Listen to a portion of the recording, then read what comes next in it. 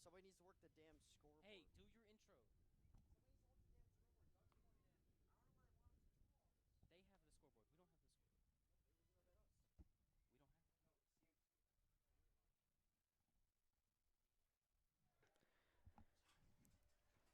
Hello and welcome to the introduction to spring sports on PHSP TV as we have the boys baseball home opener here at the Palatine baseball field. My name is Luke Jorden alongside baseball mastermind Emmet Jorden, and we have a fun one on tap as the former 26-10 Cary-Grove Trojans make their first visit back here in 2 years to take on the Palatine Pirates. Yeah, this was a really good team last year. Pirates finished below 500, but they lost a lot of one-score games, something like 11 last year. As here we go with the first pitch. That's Peterson, Toby Peterson delivering. Yeah, that high zone from the first pitch. We'll see how the umpires like to call this game. Definitely more generous than college or MLB. Hayden Deschborg, the junior, is leading off for the Trojans today.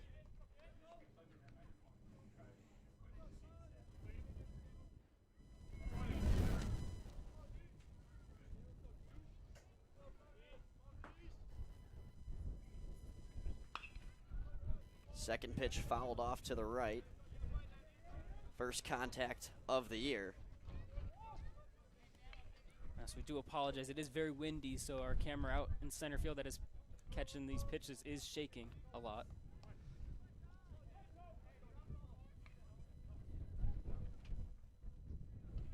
The 1-2, kick and fire from Peterson. A little bit too high. Yeah, it looked like a curveball there. Something off speed. Toby usually sits in the mid-80s. That was probably in the 70s there, missed high and outside. Peterson's fastball also tops out at 89 miles per hour. And he'll get his first strikeout of the year right there on the leadoff batter, Deschborg. 60 strikeouts last year for Toby Peterson, and he starts off his first batter on the right pace. Yeah, good pitch there from Toby. Got him swinging.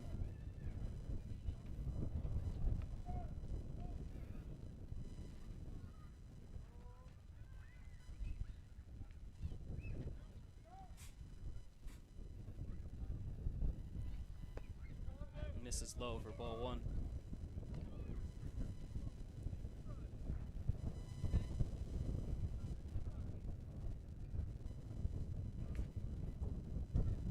That's Jacob Duval up to bat as he swings for the fences and misses there.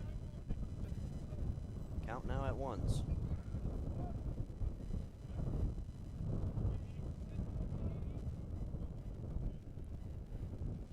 Duval also an outfielder as well as a pitcher as he takes strike number 2. Yeah, high and inside part of the plate, and the ump gives him the benefit of the doubt there. Strike 2.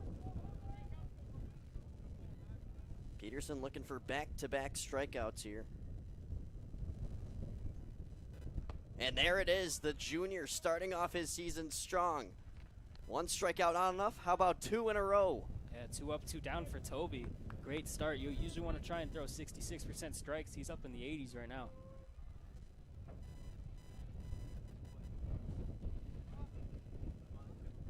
Next up to the plate is the righty Brock Iverson. Switches off at first base and outfield for the Trojans.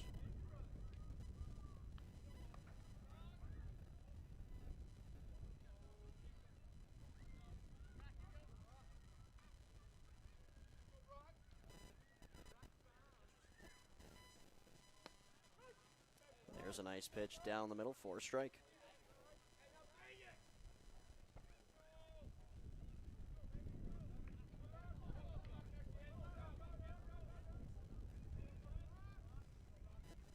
The 1-1. This gets by the freshman Heilman. Yeah, and how about Maddox Heilman, freshman? You know, not often you see, usually the skipper is the catcher, and he's behind the plate as a freshman, so a lot of good future prospects on the Pirates.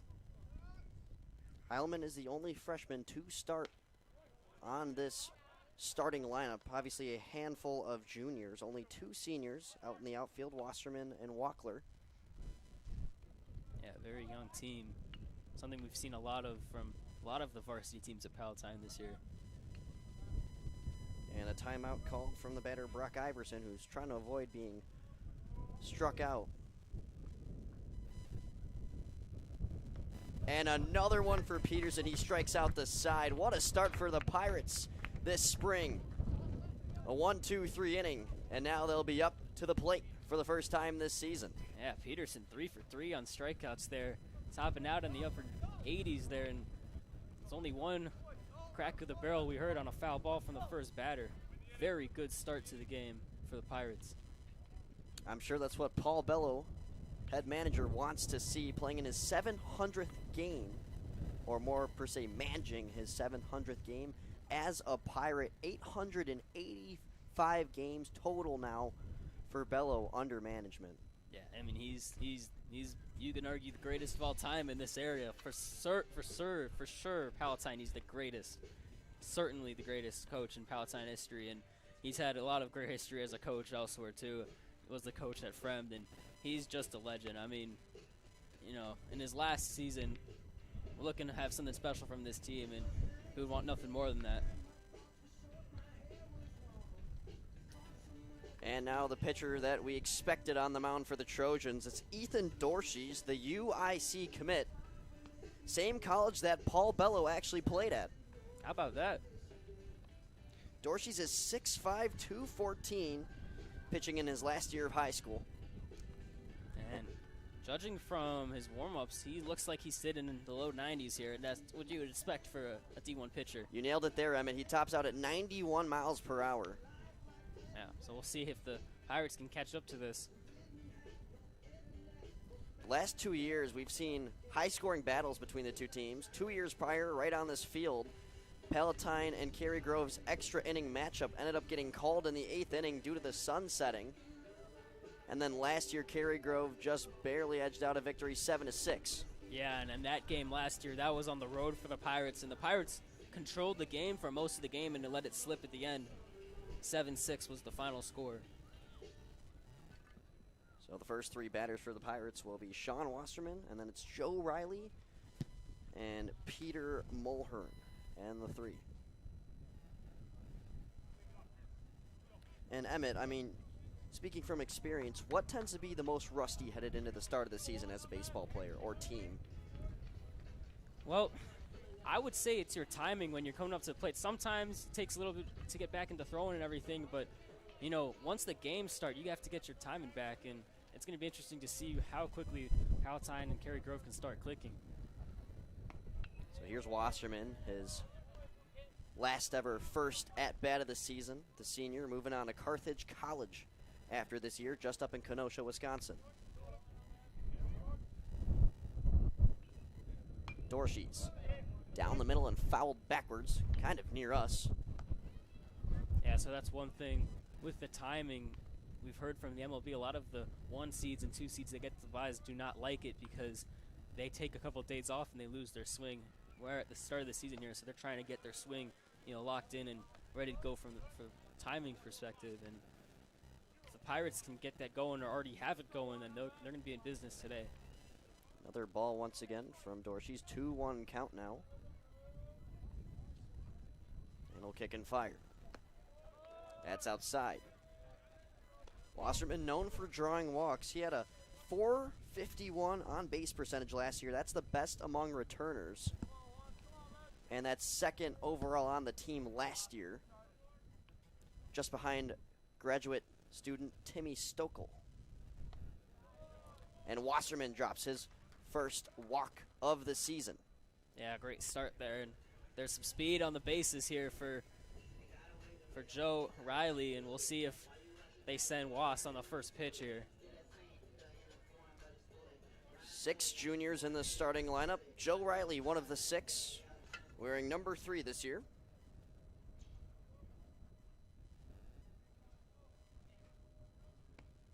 As he'll take strike 1 from Dorsey's.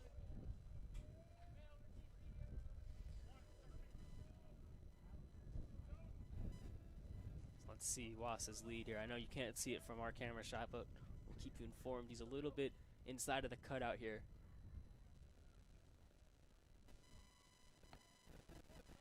just outside.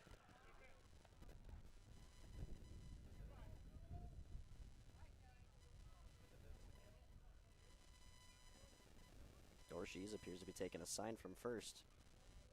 Maybe to try to catch Wasserman here. He'll pitch instead. Riley showing bunt, and he'll get the strike. Yeah, that was in there anyways.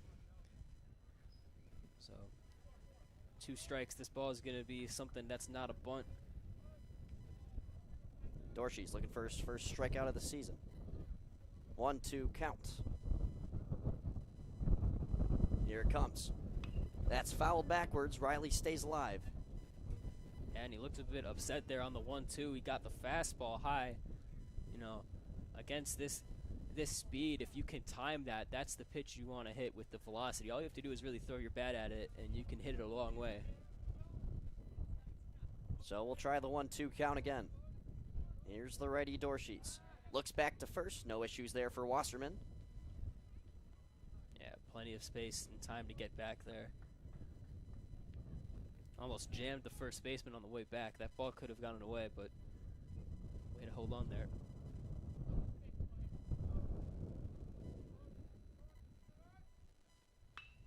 Riley puts it into play to second base. They're looking to try to maybe turn 2, and the throw flies over second and will come out all the way to left for Weaver to grab. Wow, and interesting decision there.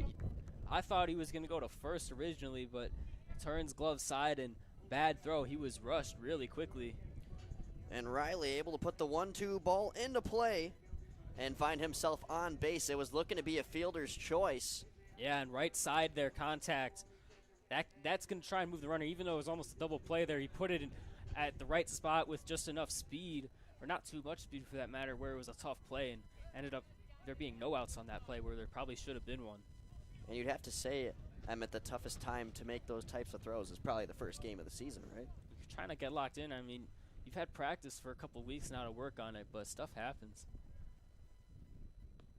So here's Mulhern, 2 men on, and they'll both advance a base. Wasserman to third and Riley to second. Yeah, now second and third, and the ball hasn't left the infield except for the overthrow. And these Cary-Grove is hurting themselves right now because these are all their errors, walks, and an error as well. And now the ball got through on a pass ball. So Keenan Krish, the catcher, just couldn't hold on there. Already a favorable count for Mulhern, 1-0. Make that 2-0. And if that ball gets to the backstop again, you know Was is going to be home there for the first run. So catcher's got to really stay locked in here and try and keep that ball in front of him. Sometimes it can be hard to deal with speed, especially when it breaks.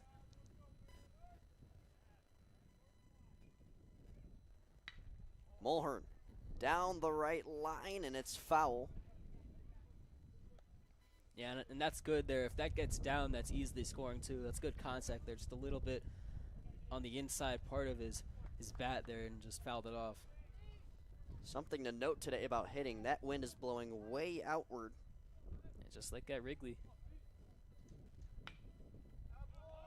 Mulhern to second, and it can't be scooped by Motts. Run will score, and the Pirates have their first run of the season. Yeah, and that gets the job done again. Nothing special, but hit it to the right side, and it took the second baseman away from him. He wasn't playing in, and that's an easy run to score. And it was a tough play. It to make a spin and wasn't able to collect it. And now, you know, big number 4 hitter Toby's up, and with 2 on, this could be a dangerous situation here for Cary-Grove. Palatine definitely getting the best of Dorsey's right now, but the defense on the other side not helping up to this point. Now at 91 miles an hour, a fastball, if Toby can connect here with the wind blowing out, we could see a home run here. One of the few guys on the team with major power. There are a bunch of guys on the team capable of hitting it out of the park, but Toby is hitting 4 for a reason. He can smash the baseball. Dorsey's up to 16 pitches now in this first inning.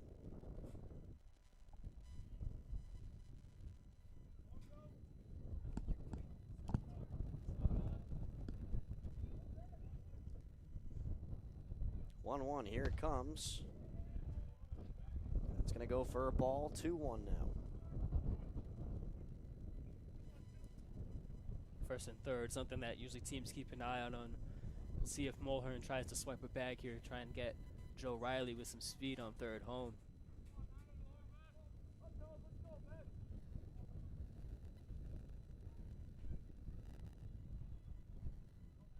Dorsey's will deal, and that is headed right over our press box into the football field where the girls soccer team is trying to practice. That one landed at the 44-yard line.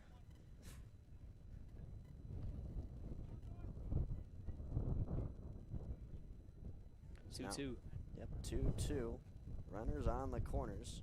Peterson trying to avoid being the first out, but it's inevitable when you're facing a Division I pitcher sometimes, as Dorsey's grabs his first strikeout of the season. Yeah, nice pitch up, and it's hard to catch up to sometimes. Toby couldn't that time, but another big power hitter, Ian Sherman, up to the plate. You could almost say Peterson got a taste of his own medicine there after striking out the side in the top of the first. He's done his job so far. Runner goes. Mulhern making his way to second, and that's going to sneak through. Runner will score again. This time it's Riley, and making his way safely into third is Peter Mulhern. And that's just a great call from Coach Bello. He got the runner in motion, made Cary-Grove decide, and they decide to let the run score by letting it go all the way through. It is a good throw. It probably beat Mulhern, and he's lucky that that ball wasn't caught. Really poor middle infield play to start the game from Cary-Grove. Quite an offense we saw from Palatine last year, averaging 6.1 runs a game. And they're starting off on a solid pace.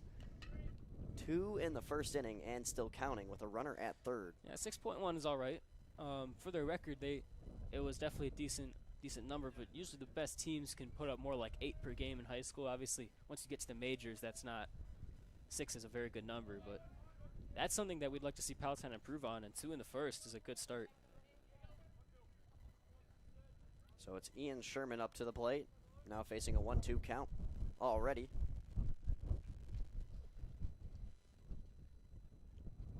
Dorsey's trying to make things easier on himself for the next batter, and he'll do just that. 2 strikeouts now for Dorsey's, and it'll be the Illinois Wesleyan commit, Morgan Walkler, with a chance to reel in another run, but he's got to get on base. And Dorsey's has been keeping at the top of the zone, and he's been daring Palatine to go up there, and so far they haven't. There's another one. Walkler swings and misses on strike 1. 16 RBIs last year, the best among returners. And that ball almost got out of the catcher's glove there. Could have scored another run. Yeah, gotta watch out. Again, the ball has not left the infield yet. Palatine has 2 runs thanks to some walks and errors.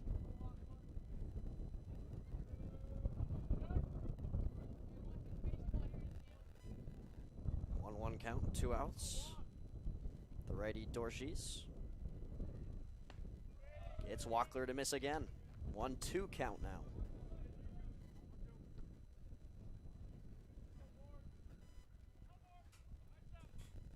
This has been a workload for Dorsey so far. He's had 25 pitches already. Yeah, we'll see how long he goes, but that's not a good start. And he'll end the inning with 26 as he gets Walkler to strike out both pitchers with 3 strikeouts through the first inning. And boy, have we been in for a Division I duel, Emmet. Yeah, I mean, good start so far, pitching-wise for the Pirates, and not great defensively from Cary-Grove, but their pitcher did everything that they would have asked for him. When the ball was put in play, it was just some ground balls, and just bad fielding has led to runs for the Pirates. So good start for the Pirates, but as you can see, Cary-Grove is talking it over right now, trying to get locked back in as they face Toby Peterson 4-5-6 here. Some beautiful weather today, 69 degrees and cloudy. Only thing that seems irregular is that 15-mile-per-hour wind gust blowing out northeast. And you could see that from our pitch cam out in center field. It is howling out there sometimes. But wind's blowing out, so we might see some home runs. If that's worth the trade-off of a shaky camera to see some dingers. We'll have it for you.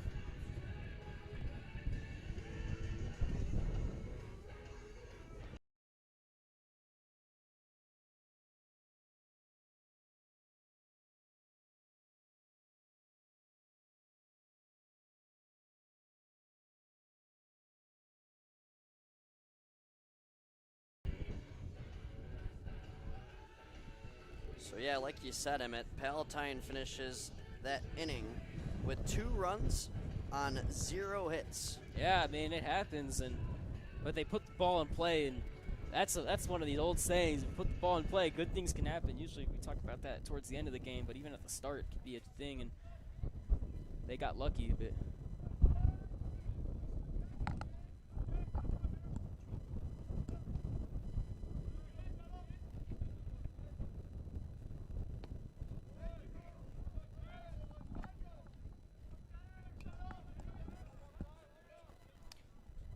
Alrighty, sorry about that, guys. Had to get a quick message from one of the players down there. And now Peterson. That ball belted out to center field, and that'll drop a 1-hop to the wall as it lands in the sand. Wasserman heaving it back to short, and a nice cutoff to Riley to hold the runner at second. Yeah, and that's the first hit of the game, and he got all of that one. Line drive to center, 1 hops the wall and off the warning track. Good start for Cary-Grove. That's the junior Charlie Toxey. Played a ton as a sophomore last year, had a .302 average. It's going to show there. First man on base and the first hit of the game here in the top of the 2nd inning. Patrick Weaver is up next.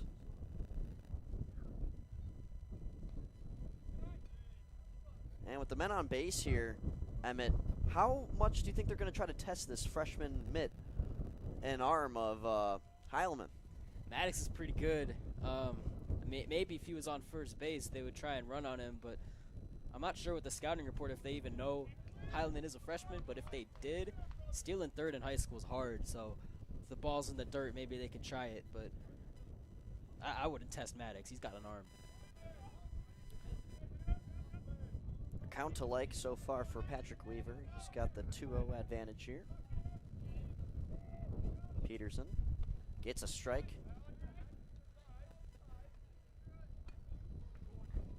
Every out has been a strikeout so far in this game.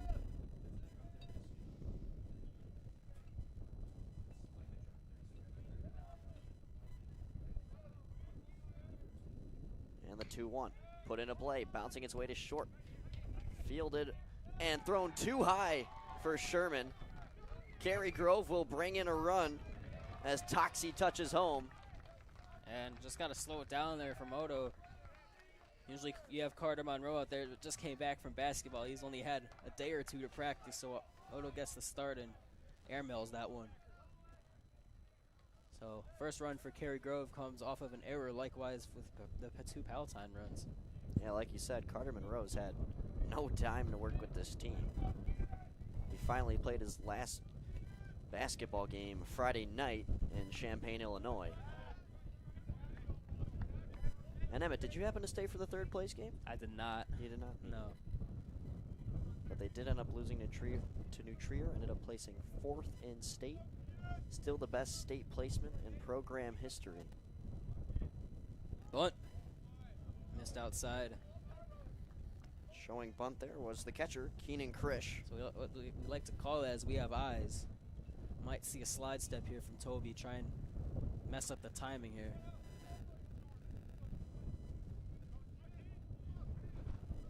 1-1.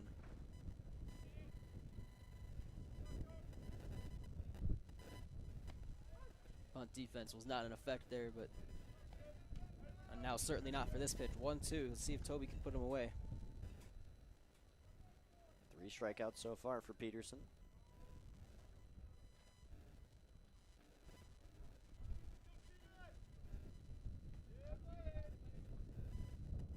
And here he goes with it. That's fouled over the netting.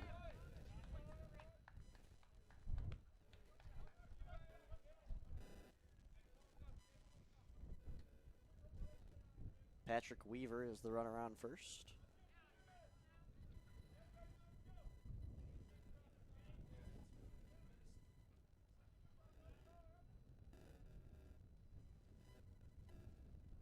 Peterson looking for the strikeout, and that's near the legs. Inside, yeah.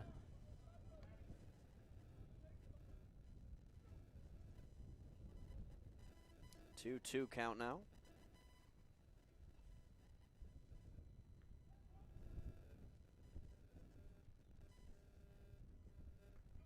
Fans starting to file in more and more here. And that got away. I think that might have redirected off the bat of Krish. It was really tough to tell. Well, that wouldn't make any sense because the runner would be back on first. That would have been a foul ball. We thought we heard a little dink from up here, but I guess it just got away. It might have hit the face mask of Heileman. Couldn't really tell from here. So it's now a full count, our first full count of the day. And another runner in scoring position. That is inside, and Krish will get to first base. 2 runners on now. And the tying run in scoring position over at second. Pitching coach Miramontes is going to come out here to talk about this. Peterson was strong in the first inning, went 1, 2, 3, and is facing some more trouble here. Up to 27 pitches.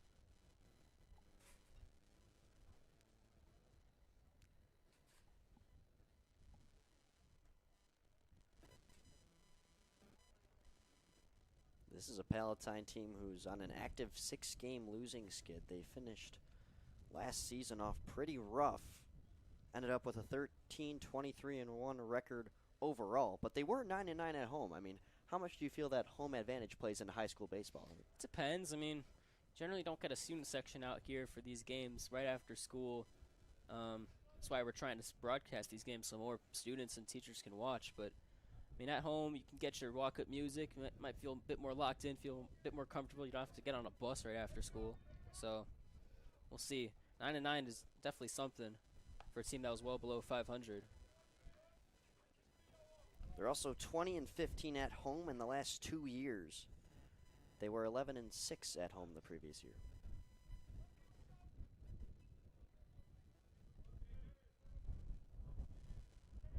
Jacob Steele, the first baseman, up to bat for Cary-Grove, and Peterson testing the runner at second. That's Weaver. Oh, less testing Weaver. Weaver got a huge jump. I don't think he's trying to go anywhere, but he's trying to draw something here.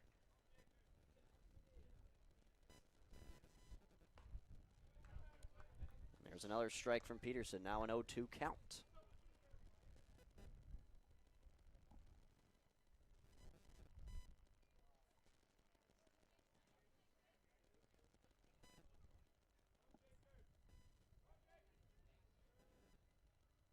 Looking for the K, and that'll fly over Heileman. Runners will advance. Yeah, and it's just overthrowing it there, and that's a big overthrow because now you lose the chance at a double play, and the only force is at first. Now they really need a strikeout here because you're also in sack fly territory here. Fly ball to the outfield will likely score because Toby's the one who's pitching. He's got the big arm. And this one rolls down the third place line. Mulhern will make the throw to Sherman. Yeah, only play was that one there. And nice grab by Mulhern and good throw. But ties the game up for Cary-Grove. Yeah, and well played by the Trojans. And that's how important that pass ball is, because if that ball is caught and we end up having this ground ball instead, then that run doesn't score. So just these little things for both sides are really costing some runs here.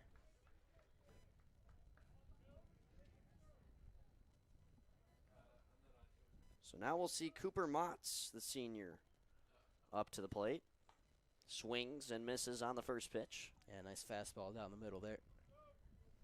Motz struggled in that first inning with 2 errors. He was the man at second who was just still trying to get his arm into motion this season. Let's see how the bat feels. A good eye there. Yeah, Maddox dropped that one. Lucky he took a lot of the sting off of that pitch, so runner didn't go home there. But freshman, first start in high school, got some getting used to. He's catching the best pitcher on Palatine, arguably.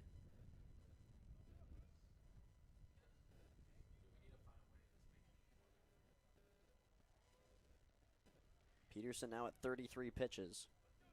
And first start, he's probably not going to go higher than 60 or 70. See how long Bella wants him out there. Depends on command. Really don't know where he's at from our information, but that's fouled off.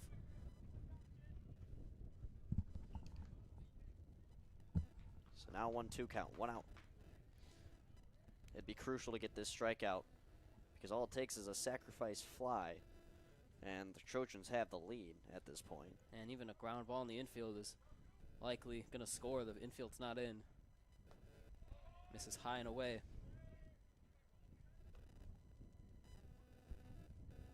Count at 2 apiece. Palatine in their gray pinstriped uniforms. Yeah, pajamas. Those are beautiful. They're going to try to catch the runner at third. Oof. Just barely ruled safe. A close call for Keenan and Krish. And I like the decision making there from the catcher, Maddox Heileman. You know, he's going out there and he's not scared to throw that ball down to third. Obviously, if it's a bad throw, the run scores for sure. And they almost get him in the first place. So, full count. Kotz will call for time.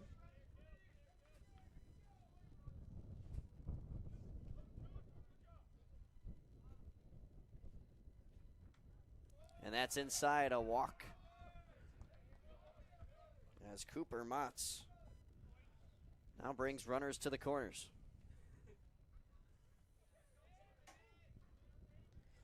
Again, for those that have joined since the start of the game, you might be wondering why the camera's shaking. It is howling, gusting wind straight to center field right now, so our camera is taking the brunt of the wind.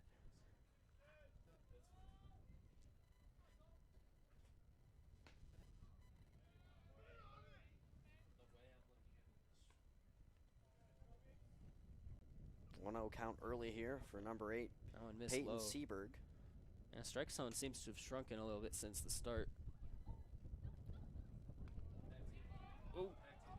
And this one sneaks by Heileman. They're going to make the play at the plate, but not in time, as well as the ball came out of the hand of Peterson. And the runner advances to third on that, too. Sneakily making his way to third was Cooper Motz all the way from across the diamond. And some more unforced errors. Seberg showed bunt, and that kind of just messed up everything, and Heileman dropped it again. And just like that, Cary-Grove has the lead. They were outplayed 2-0 in that first inning, and brought things back to life here in the top of the second. Yeah, good pitch there from Toby Peterson.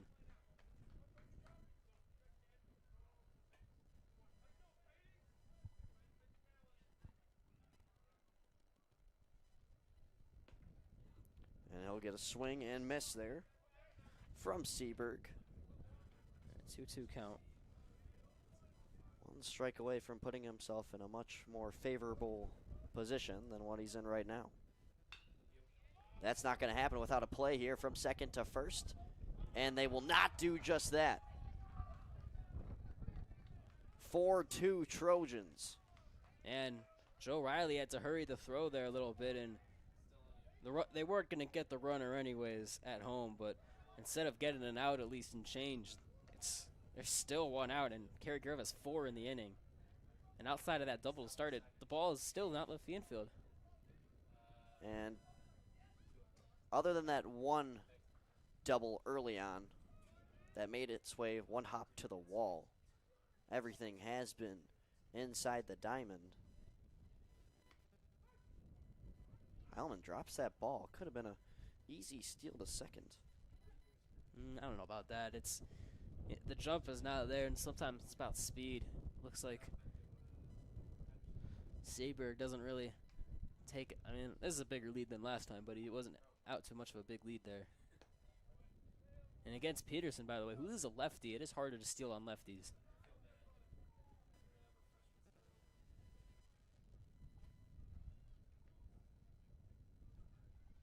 Three errors for Cary-Grove and 2 for the Pirates so far. It's going to be a tough play for Riley. Gets it to second. And so they get the out at second there. Riley a little bit more calm that time. Still had to to hurry to get it to second, but ultimately they do get the lead runner. Peterson's up to 45 pitches. He might not be out next inning, so. But if they want him back, they got to get him out quickly. So here's Duval, currently 0 for 1. Pick off the first.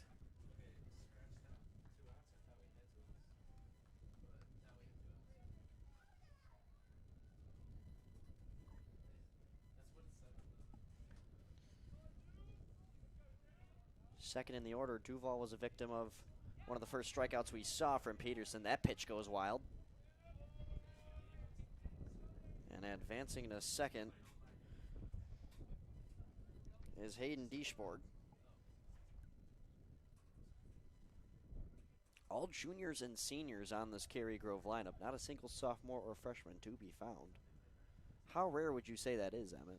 It's not common, but we're kind of not used to seeing that at Palatine. A lot of the same guys on Cary-Grove from last year, so it's a pretty good team that the Pirates are facing.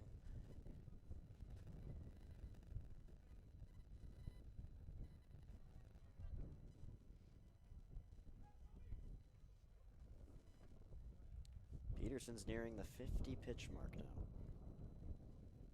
Here's 48th. That's a strike. So now Peterson's one strike away from exiting the inning.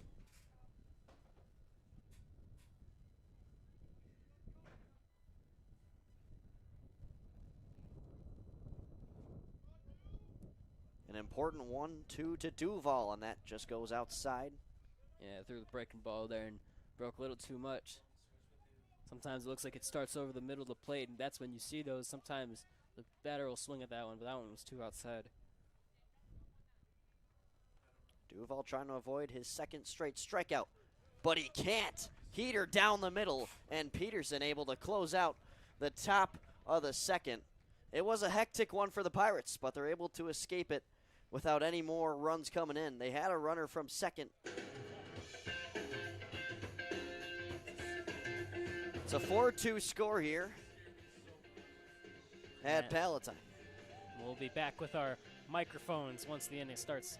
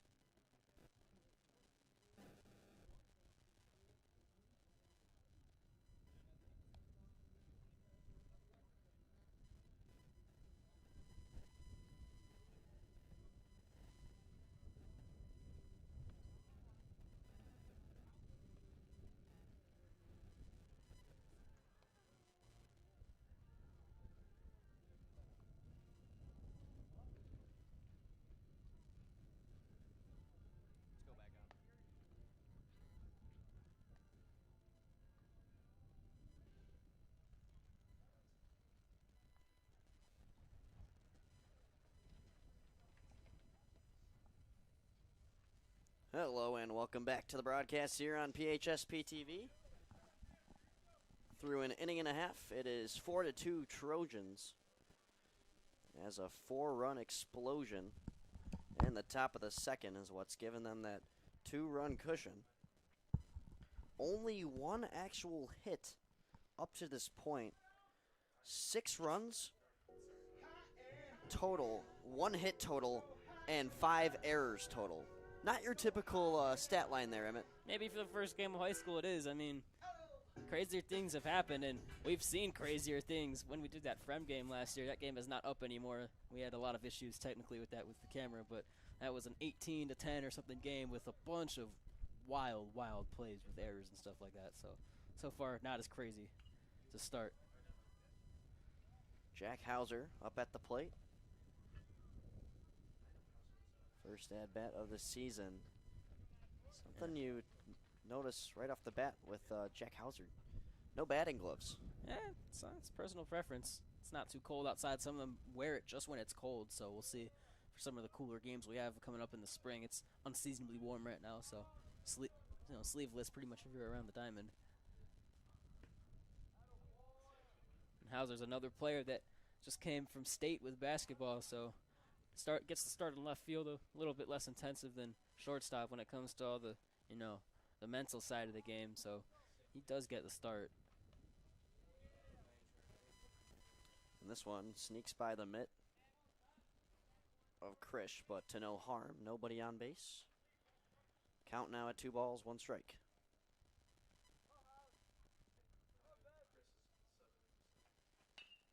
Hauser, right down to second base. Mott's able to make the play that time.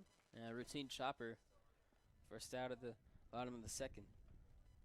So all balls put in play from the Pirates have gone right at Mott's, the second baseman.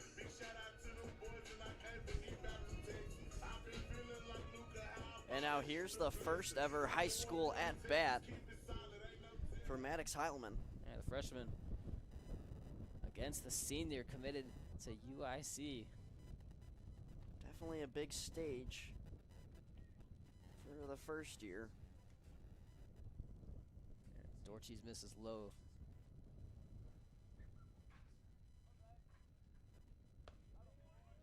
And now high. Upstairs for ball 2.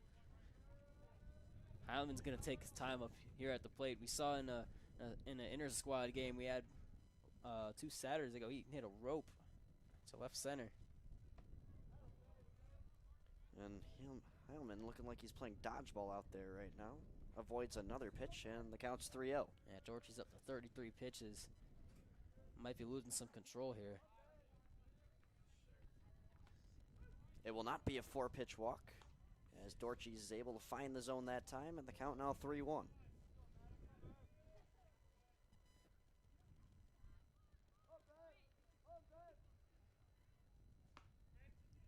It's outside. And that's the first.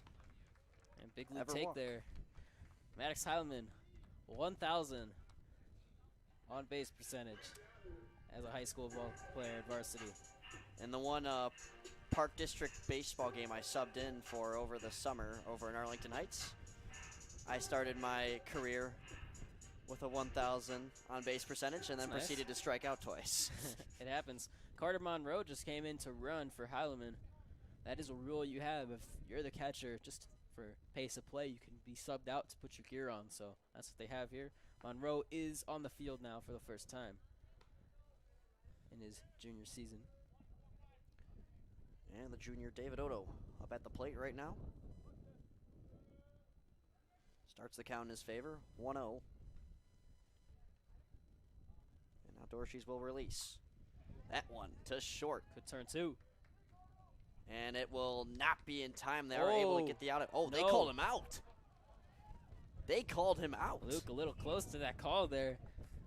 You know, a lot of people say tie goes to the runner. It's actually, as an umpire myself, it's tie goes to the fielder. You have to beat the ball to the bag. And in the judgment of the umpire, who's only a couple feet away from that, he believed that the ball was not, that the ball beat the runner to the bag. So, tough call. And Carroll's just kind of staring down and talking to the home plate umpire a little bit. Just asking a little bit about that call. Carroll's arguably closer, but doesn't get the call. And turn 2, Toby's back out there. I was going to say from here, he looked like he was safe from a mile away. Yeah, Luke, I don't know about that, but usually even as umpires, you got to wait until the conclusion of the play before you decide what it is. Even if the ball beats there, sometimes you just got to wait, make sure it's all settled, and then you make your call out. But yeah, from here it's hard to tell. But so 2 of the 7 innings gone. Peterson will stay in action.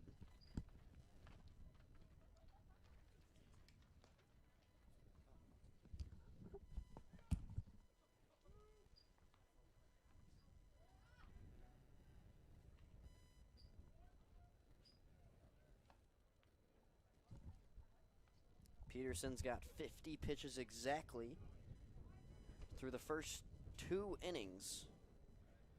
And Coach Miramontes probably has a little bit of a pitch count here. I bet if Toby goes over 20 or something, they might pull him out here. Looks like we have a pitcher in the... Yeah, we do have some action in the pen. Actually, This looks like it's from the freshman game. Frosh A.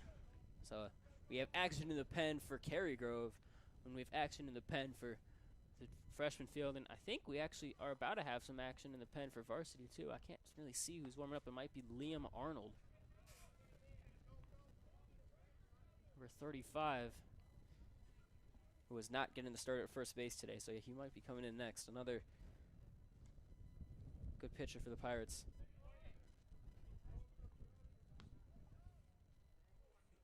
Iverson starts the count. Now 2-1. And here's Peterson going at a fast pace here. This one right down second base, and that throw is not picked by Ian Sherman. It was a close call. And that's from the deepest spot. The second baseman's going to throw the ball there, and good pick originally by Riley. A little bit of a low throw, but sometimes when you get out into that area, it can be more on the first baseman to make the play, because that's a tough throw when you're on your back foot. But a break for Cary-Grove. They got another runner on base from an error. So they officially rule that as a reach on an error.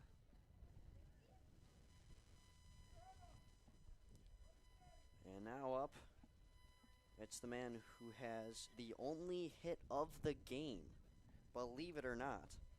It's Charlie Taxi. Gets away here. Heileman guns to second and not in time. Great athleticism by Riley to not let that surpass him. Yeah, a couple passed balls here. Again, Heileman is a freshman, so first time, and his task is to catch Toby Peterson. That is Liam Arnold, who was getting warmed up as he now heads back to the dugout. Yeah, he's ready and waiting. Ball just barely fouled off there from Taxi. 56 pitches for Peterson, and probably going to take him out potentially after this batter. Unless he can get him out, we'll see.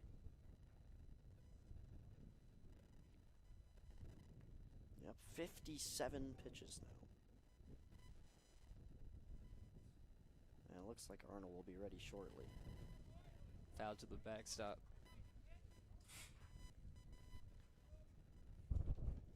Taxi just trying to stay alive.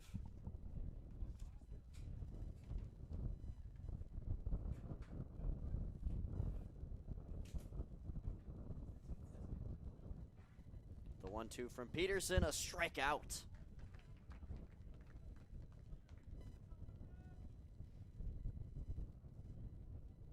And that's strikeout number 5 for Toby.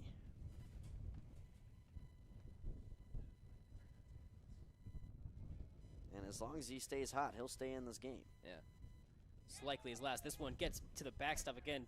Peterson spiked it. And Iverson even thought about home for a second. yeah, you always take the hard turn there. You're probably not going to get thrown out going back to third base, and nearly another one of those runs for Cary-Grove. So it'd be pretty hard to not get this runner on third home. 1 out. It's a 1-0 count.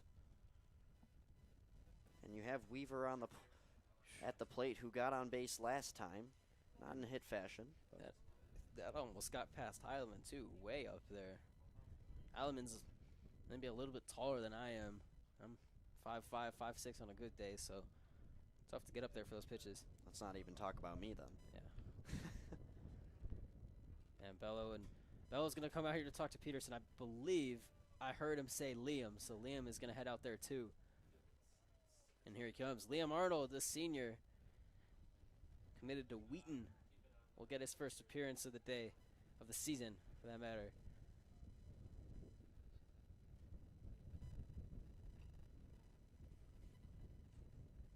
Coach Bello definitely knows what he's talking about. 20th year coaching at Palatine High School. And like we mentioned earlier, if you weren't with us, this is game number 700 with the Pirates for Paul Bello, as well as game number 885 total. He also used to be an associate scout for the Texas Rangers and Arizona Diamondbacks. Yeah, I mean, that was the matchup in the World Series this past year. That was.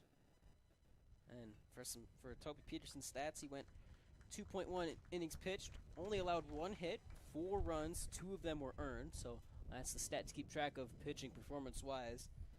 2 walks and 5 strikeouts, so a decent day for Toby Peterson. Most of those were not his fault, although a lot of them were not helped by the passed balls and the wild pitches. He hit the backstop probably 5 or 6 times. Now Liam Arnold goes by the nickname of Larnold.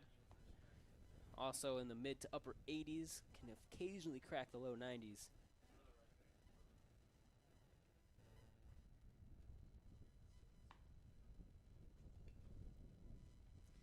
One of his signature pitches he likes to tell me about is his splitter. He's got a split finger grip. Very interesting pitch. We'll see if he goes to that.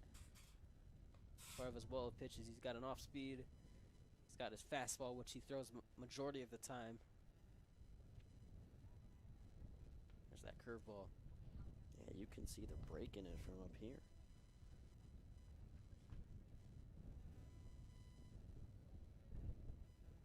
Currently facing a 3-0 count. Yeah, tough. Patrick Weaver. Tough spot to enter in on a 3-0. I mean, there's no room for error when he comes out here. We'll see how his command is. Obviously, you know, first pitch strike is something that Bello preaches and something that, you know, is important for confidence and consistency as a pitcher, and he needs a first pitch strike here. So here we go.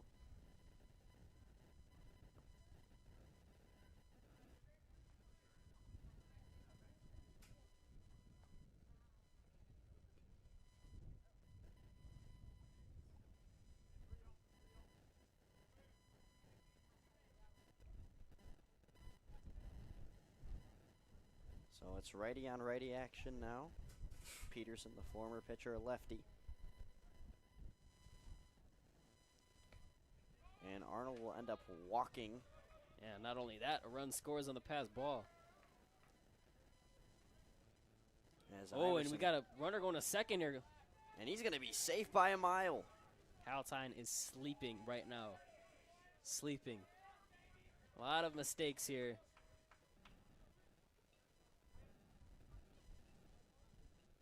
It's 5-2. Krish will now be back up to the plate.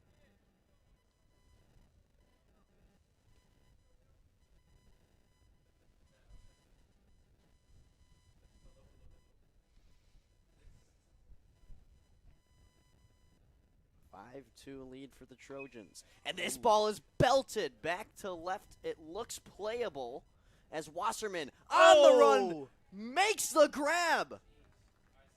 What a catch by Wasserman. All the way back to the warning track in left center. That is a big run saver. As Weaver tags up to third, that ball was hit high into the deepest part of this field. Heck of a catch by Was. That's big. No run score off of that, and now we just heard Bello say, now let's get out of here. He just made a heck of a play, and Liam Arnold and the defense need to keep it going, get this final out here, and try and get some runs on the board. But what a play. Risky business here. 2 outs, runner on third base. Trojans looking for a 4-run lead.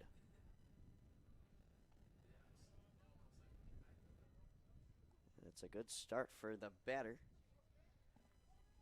Jacob Steele, the first baseman. 6'2" senior.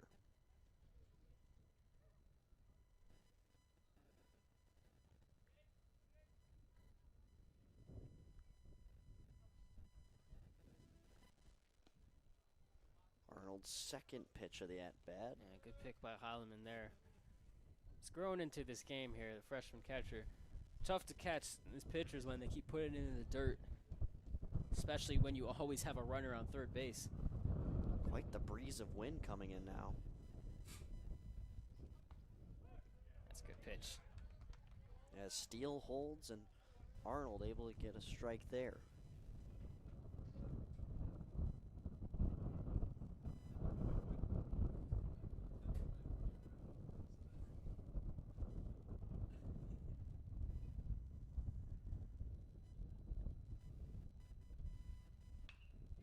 Belted to right, deep. Wackler on his way That's far. back. That is a one hop to the wall, and Wackler will get it with the right hand. heave it to the cutoff Riley. And in there with no problems is Jacob Steele. Yeah, stand-up double. Second one of the game for Cary-Grove, and that scores another 6-2.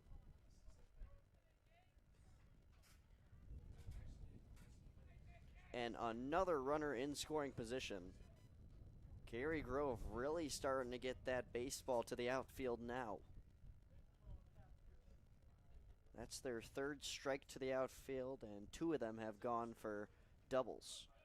The other one was caught in dramatic fashion by Sean Wasserman. And now it's Cooper Motz up to the plate.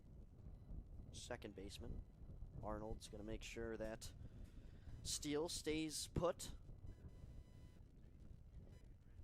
That's that nice thing about that camera we have in center. You guys can see exactly what's going on at second base as well. Really a lovely addition here for baseball. Ooh, gets away. And now a runner to third. And that's just a curveball on the outside part of the plate. As I'm going to call time and talk this over quickly.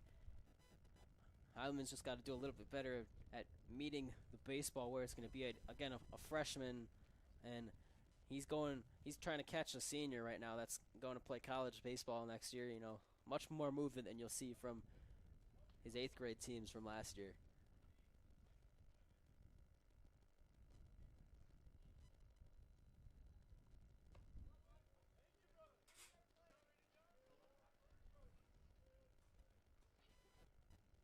So that should be a 2-0 count now.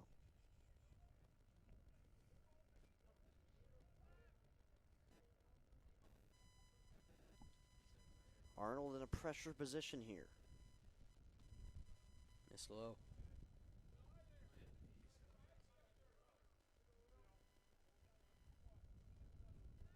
And it's now a 3-0 count.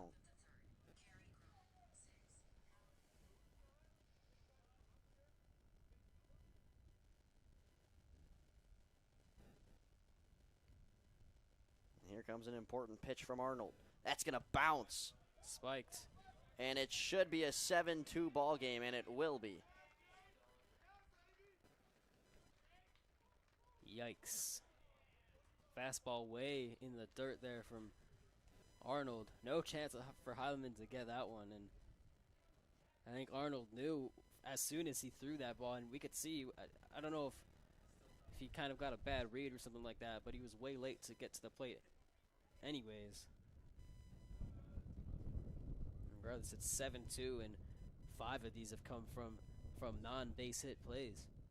And that's 7 consecutive for the Trojans.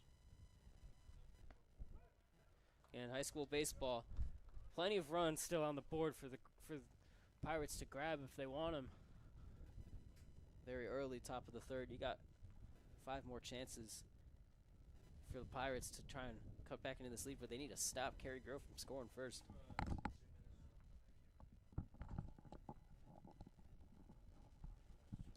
Arnold kicks, fires, that's hit high. Right. Looks like Wasserman's under control, and he'll have it as the top of the third comes to a close, but not before Cary-Grove can have another 3+ run inning. Your score, Trojans 7, Pirates 2 through 2.5.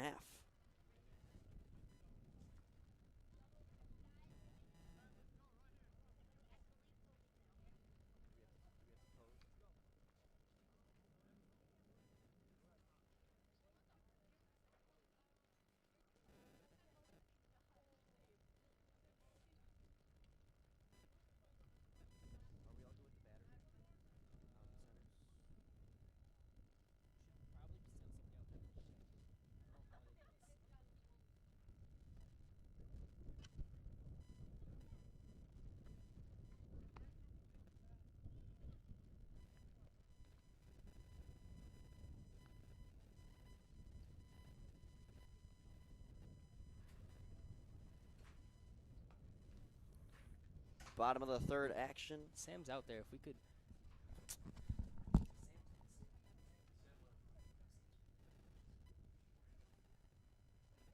7-2 game favoring Cary-Grove, making the just about 25-minute trip southeast here to Palatine.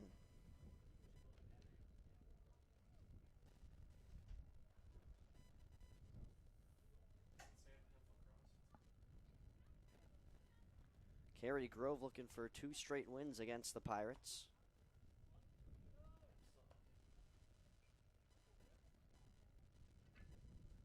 We'd like to thank you for being here for our inaugural truly functioning baseball broadcast. If you remember last year's, hopefully you forget it by now. That wasn't a lot of fun. Our camera didn't work. We had to use an iPad. And we had that singular angle of the iPad, and the quality was terrible. So this is definitely an upgrade, to say the least, and it's a lot of fun to be here and be a part of it. Of course, Luke Jorden here on play-by-play, and our baseball mastermind, Emmet Jorden, is with me on the other mic. And we're also getting some great help from members Bear Landerman, Nick Fontanetta, Chris Laspisa. And we are back to action.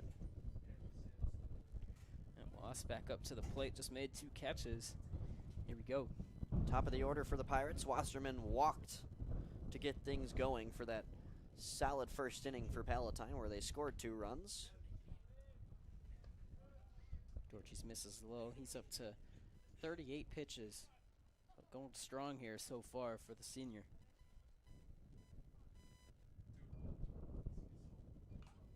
Oh boy, that hit off the catcher Keenan Krish's mask there. Acts like nothing happened. 1-1 count.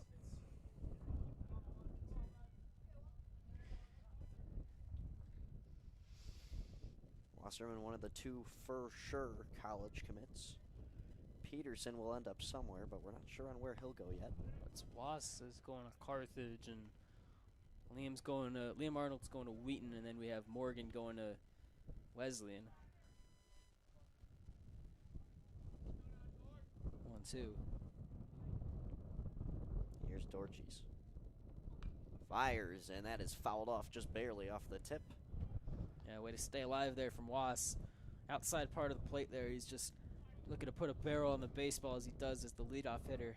Stays alive for now.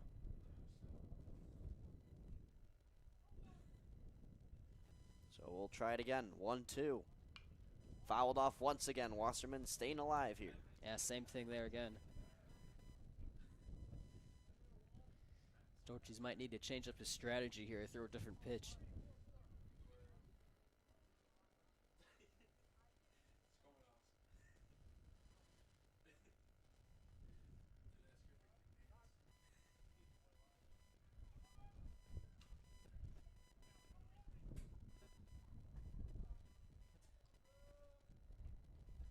Wind picking up even more here. Out northeast. And Wasserman fouls this. This is playable for the third baseman taxi. Wow, weird spin on that pitch. I mean, it goes maybe 20 feet at most in the air and is caught. That ball had an exit velocity of maybe 20 miles an hour or something like that. Not something you see too often here. So now it'll be Joe Riley up to the plate.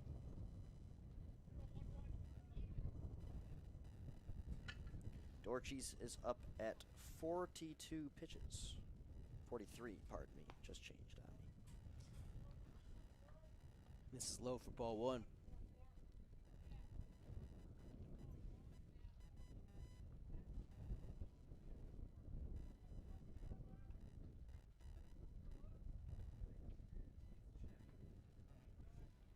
That pitch low. It's now a 2-0 count for the junior.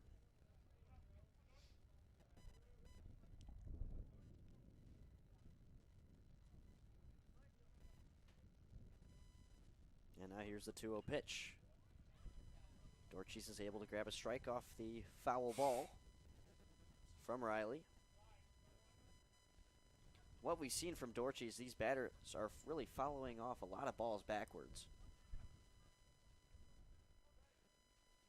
And here's the 2-1. Makes it a 2-2 with some heat there. Top of the zone, yeah, heat, you said it. Umpire kind of get jazzed up a bit when he sees the speed, gives the strike call. Dorches looking for the K. Riley swings at a low ball. He's going to try to make the run out to first, and he will not get there in time. And drop third. Disgusting curveball. Gets Riley to bite. Now, Peter Mulhern will go to the plate.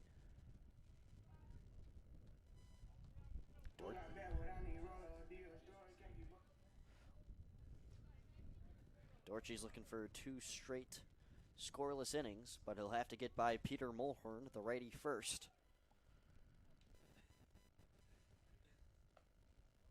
Mulhern's 0 for 1.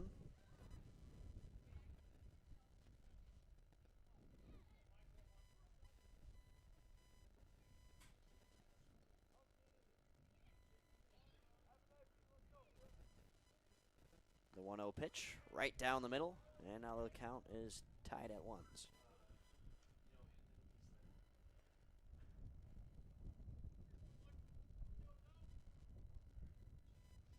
That's 50 pitches now, or 51 for Ethan Dortchy's. And that one hit the foot of Peter Mulhern. Fouled it off his foot, which is a foul ball. So if you're in the batter's box and you hit it off yourself, you are not in play. So that is a foul ball. Not comfortable. Sometimes you'll see some big leaguers wearing some ankle protectors, ankle guards. It could be for if you're hit by a pitch or if you foul it off yourself a lot, which it does happen. This will be pitch number 53 from Ethan Dortchy's. For reference, Toby Peterson was pulled out at the 62 pitch mark. And that one in the dirt.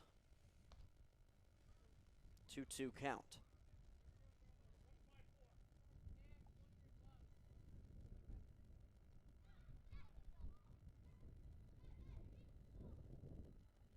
Twos across the board, 2 balls, 2 strikes, 2 outs. Dortchy's looking to send his team to the plate, and he'll do just that.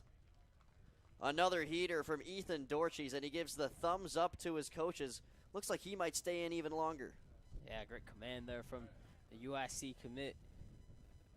Nice fastball. Got Mulhern to go around for his first strikeout.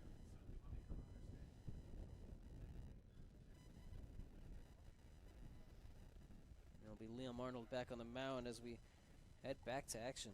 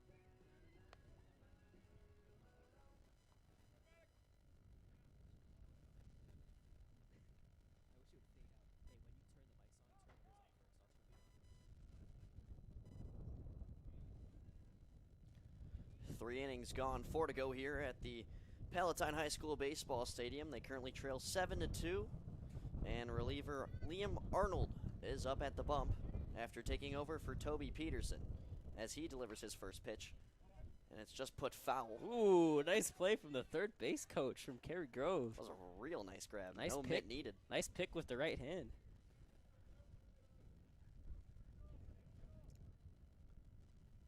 Arnold's up to 13 pitches up to this point. And he's taken on Hayden Deschborg, who's in his third plate appearance Off speed there. Fouled straight backwards. Interesting pitch location there from Arnold. Deschborg 0 for 2, struck out once and grounded out once. And he's not in a favorable count here. Here's the 0-2 from Liam Arnold. That's just outside. Heileman's got to sprawl out to grab it.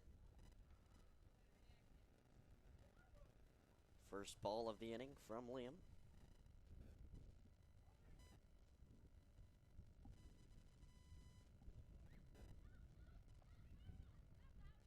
And here's the kick and fire. That's going to bounce by. Thankfully, no runners around, so not the most stressful of wild pitches, you'd call them.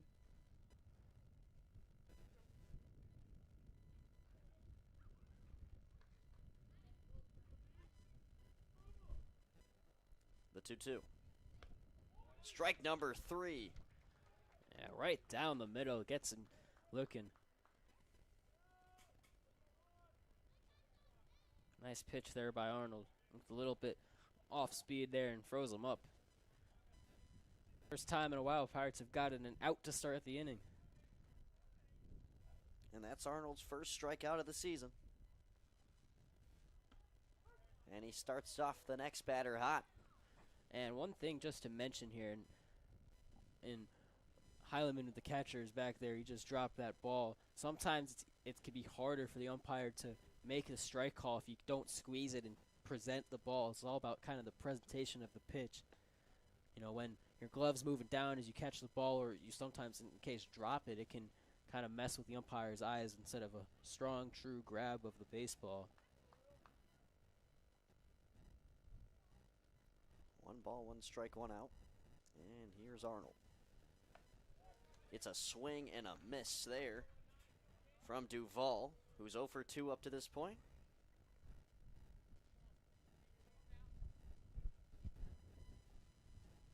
And a solid start for Arnold and the Pirates after allowing 7 runs in the last 2 innings.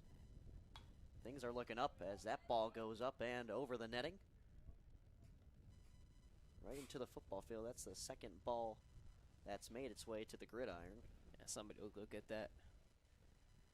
Fences don't go too high here. It's not a stadium, so it's not going to get caught anywhere. So we'll try the 1-2 again. This one is also fouled, but hits the netting this time. Miramontes nearly made a grab for it. Gotta wonder how many baseballs the Pirates gave the umpire in his bag. I'd assume at least 5 is probably how much he's got. 2 ball bags. So we'll try the 1-2 count for the 3rd time in a row. Can he get the strikeout here? No, he cannot. It's the 3rd foul in a row. Yeah, this is now a quality at bat here for Duvall. 3 straight foul balls. He's up to the 6th pitch here. Jacob Duvall staying alive here in the 1-2 count. Can he do it again? Oof. Off speed, almost got him. A little high and away, but that looked good from up here.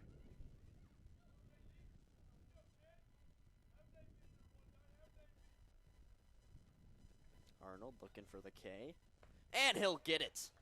Yeah, great adjustment there from Arnold. He was leaving the fastball down in the zone, and 3 straight times it was fouled off.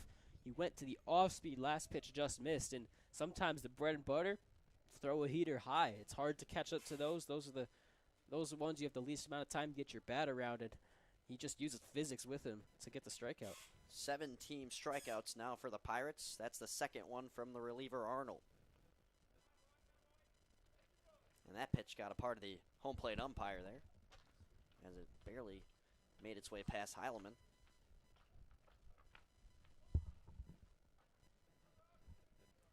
Up to the plate is Brock Iverson, the outfielder.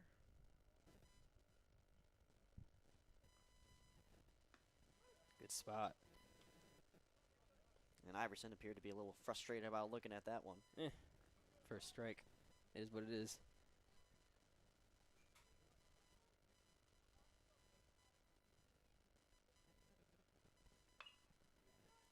And and this will not be playable over the batting cages. And now Arnold is 1 strike away. Yeah, from 3 up, 3 down, 3 strikeouts. It's much easier to come into a game when there's nobody on and there's not a lot of pressure and runs haven't been scored. If you can start your inning clean, it, mentally is much easier to start with, and I think we're seeing that with Arnold here. To strike out the side. Oof. Just barely out of the zone. Yeah, a little high, a little up. Usually it's, I'm going to say right at that logo, the Cary-Grove Trojans logo on the shirt is the top of the strike, so an umpire doesn't give Arnold the call, and it's 2-2. Arnold, the off speed, got him! And he strikes out the side. Liam Arnold putting on a show in that inning, and he's only allowed 1 earned run in the 2 innings he's pitched so far. Yeah, that's good inning there from Liam Arnold. Maybe some momentum here for the Pirates, hopefully. We'll be back for the bottom of the 4th.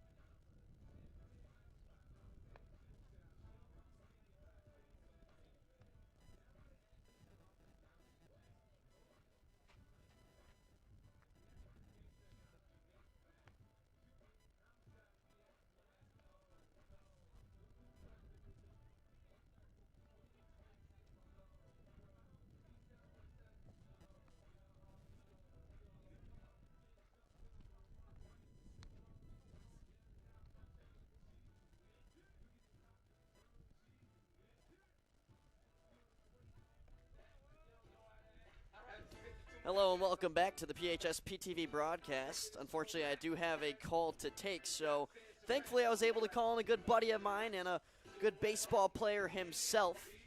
Like I mentioned earlier, that Park District Baseball League that I played in was a part of his league. He's the one who called me up. So without further ado, Ryan Contreras Betts will be taking over the play-by-play duties for the next couple innings. Ryan, take the floor.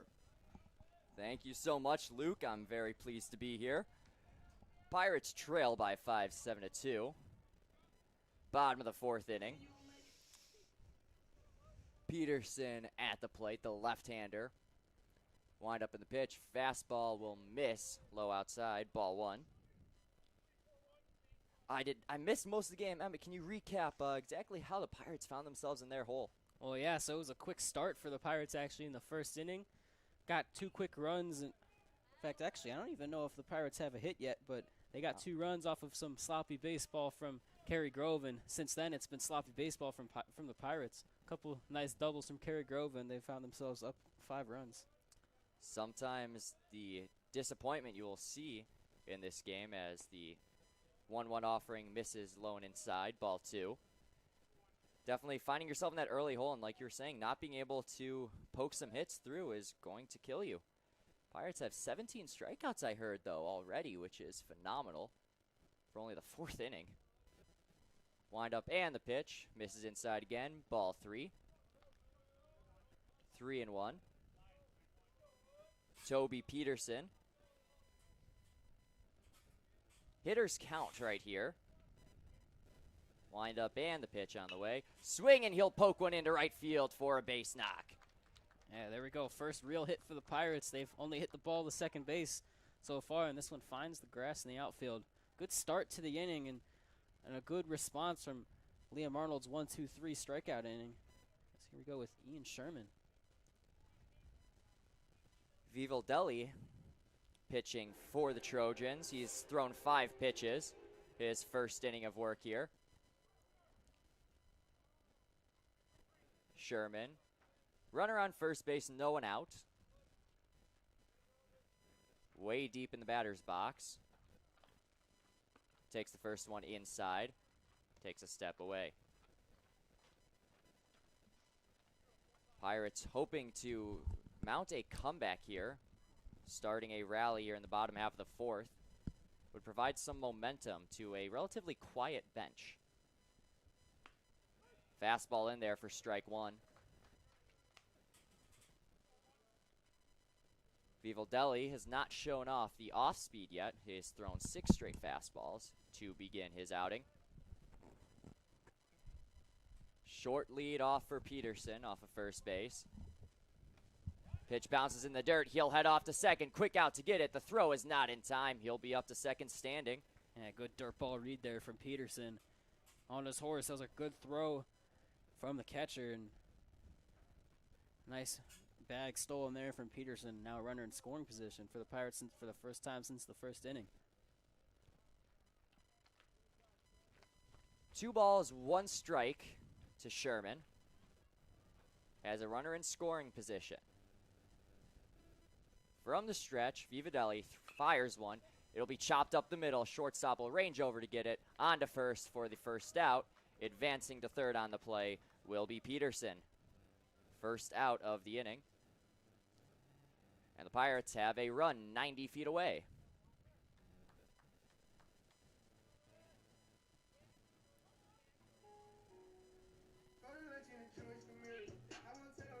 Seberg was the shortstop, able to make the play, firing it on to steal.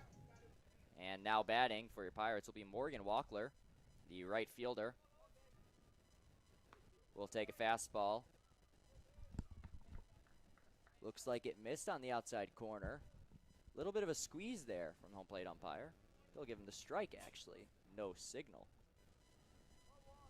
Peterson, short lead off of third base. Walks down as the pitch is thrown in there for strike number 2. So Walkler finds himself in an 0-2 hole, now has to protect. Hauser on deck. Vivaldelli at 10 pitches. His first inning of work.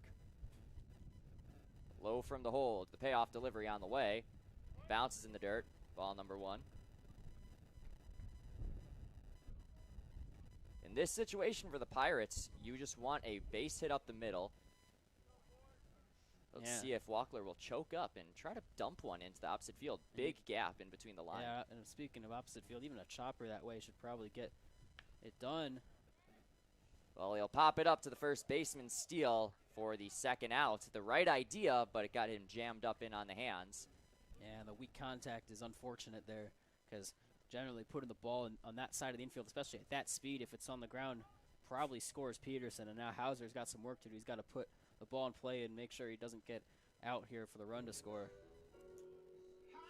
Important at bat for left fielder Jack Hauser. Vivaldelli trying to escape after the leadoff single from Toby Peterson. First pitch is right in there on the black, strike 1. Vivaldelli has had strong command of that fastball, has rarely shown the off speed so far. The 0-1 on the way. Misses low in the dirt, ball 1.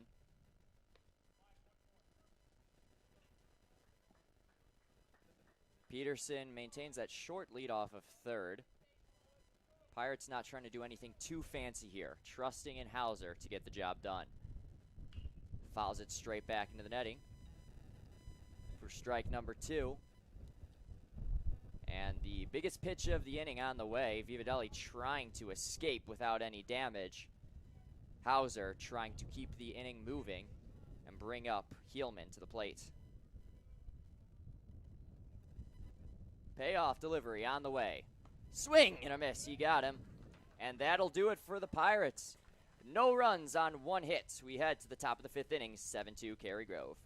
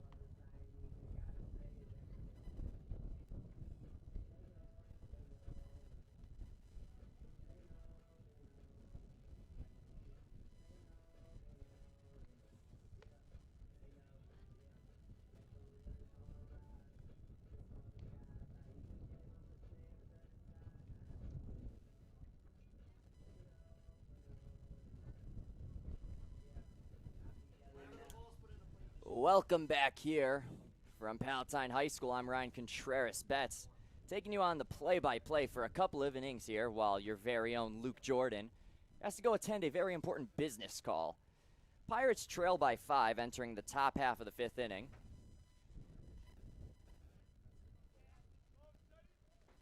At the plate for Cary-Grove is number 15, waiting for her game changer to update. First pitch on the way low. Ball 1. Charlie Tracy batted .302 last season. 6'1", 153-pound junior. Wide stance. The 1-0 pitch on the way. Swing and fouls it off his foot. Doesn't seem to affect him too much. Arnold on the bump for the Pirates had a strong first inning of relief. He's up to 31 pitches. The windup and the pitch, curveball misses low and outside, ball 2. Hat flies off the head. First game of the year for the Pirates. Started off well, but they struggled over the ensuing 2 innings, giving up 7 runs. Pirates trying to make this one a game with another clean inning. Fastball misses up high. Arnold has had good control of that off-speed pitch at nice 12-6 action. Wind up and the pitch on the way from Arnold. Fastball misses high and upstairs again, and it's a leadoff walk for the Trojans. Never the thing you want to see happen. Leadoff walks will kill you on the ball field. And I know that as a pitcher myself who struggles with walks at times. You want to stay in control. Can kind of knock your confidence a bit. Liam had a nice inning last inning, so hopefully just a little blip on the radar from him. Arnold struck out the side last inning. Very convincing fashion. Tracy takes a nice sizable lead off first. Arnold will step off. Wind is blowing straight out to center field. Hitter-friendly day today. About 70 degrees. Steady breeze. Long pause out of the stretch. Another fastball misses high. Arnold just has to stay tight. He's opening up wide. We have some action in the pen here. Can't really see. We have to kind of look around the corner from our press box, but there's action in the Pirates bullpen. Right-hander up in the pen. Tracy has his lead off of first. Not very wide. Arnold will throw. The runner is going. Pitch is scooped up out of the dirt, but he'll be safe down at second. Maddox Heelman with a nice scoop on the low and outside pitch, not able to fire it down in time. So it'll be a stolen base for Tracy. Yeah, that was a great jump there, and Heilman's throw wasn't quick enough to get over there. Nice stolen base. Cary-Grove still has the foot on the gas so far. 2 balls, no strikes with no one out. Runner in scoring position for the Trojans. Hopping off of second, Arnold with a long look at second base. Fires one, swing and a miss, strike 1. Grimacing at that one is Weaver. Weaver not pleased with himself on that swing decision. He stands in about the middle of the box. Not very far back, wide stance. Hands tight to the shoulder. Tracy jumps around at second base. Arnold, long look. Fires one, it'll hit him. And the home plate umpire will say it got the knob of the bat. I mean, that was a very awkward sound. Well, Liam Arnold throws 90, so if really? It's going to hit you in the back, it's going to hurt. I mean, he's going to argue here to say that it did hit him, and it might have, but you say it hit his hand. But, I mean, I'm pretty sure there would be pretty bit more noticeable for us to see if the play was made. Manager Nick Pasagella, the 1994 Cary-Grove grad. This is his 24th season as the manager. Walks out to discuss things with the home plate umpire. I mean, you're not going to win that battle at this level. He shakes his head, obviously disagreeing. Yeah, but, I mean, you could hear that sound. Even if it gets the palm of your hand, if it touches the knob at all, that's going to be a foul ball. Yeah. You know, hand is part of the bat there, and that's not going to be changed here. Let's see if Liam can kind of recover from that. Well, definitely a moment to capitalize if you're Arnold. 2 balls, 2 strikes. Runner in scoring position with nobody out. Top of the 5th inning. Big pitch on the way. A long hold. And he'll turn back around trying to pick off Tracy. Throw is late. He stutter-stepped a little trying to do the back pick. He might have had him if he went straight back. There was some. They're paying attention to Tracy there on second base a bit more than usual. You'd have to wonder if Coach Paul Bello would go out and tell his pitcher, just focus on the batter right now. Well, those might be signs there from the catcher as well, as this one gets past Heileman, and standing up on third base is Tracy. Curveball missed, spiked into the dirt. Got through the 5-hole. Big backstop here at Palatine, one of the largest in the MSL. Those brick walls will give you some crazy bounces, but the padding straight direct will deaden the ball. Tracy has a short lead off of third base. Nobody out, full count. Pitch on the way. Got him to swing, not able to hold on. Firing it down to first in time. So a strikeout, nearly advancing to first on the drop third, but Weaver is retired, and Arnold has another strikeout. And throw is just in time from Heileman. Good composure from the freshman to get it down. That's a tough throw, long throw. Big first out. Fourth strikeout for Arnold here.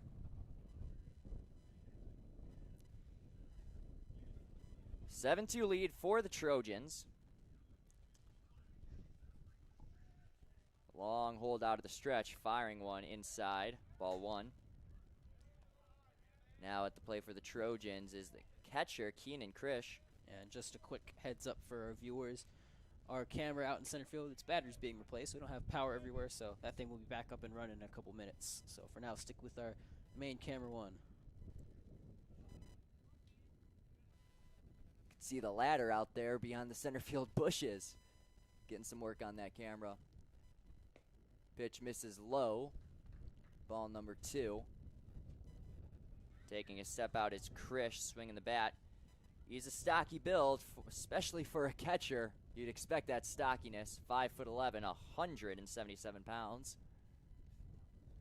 He is obviously thinking to put a charge into this ball. 2-0 in the dirt. 3 balls, no strikes.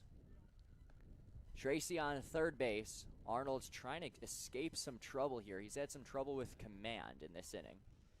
And so far, he's going to stay in after this batter. The pitcher warming up that we cannot tell who it is from the Pirates bullpen has not made his way to the dugout yet, so he's not ready and waiting in MLB The Show terms.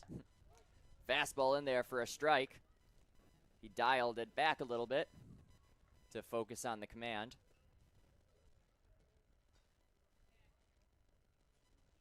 The right-hander has a nice curveball, and he's straight away from that one. With the runner on third and 1 pass ball already. Little jam shot is going to be poked out to shortstop, barehanded, fired onto first in time. Good play. And from the infield in, that's the only reason that Dave Odo was able to get to that ball in the first place. Weird spin off the bat, and they get a lucky second out, and no run scored from that, too. The junior shortstop able to make a nice barehanded play. He looked to stumble as he charged in on the ball, as, like Emmet was saying, weird backspin. Got in on the hands. And a big second out for the Pirates. And Arnold is now 3 pitches away from getting out of this one with no damage again. Tried a slider, misses high. Could see the break on that one, didn't get down into the zone.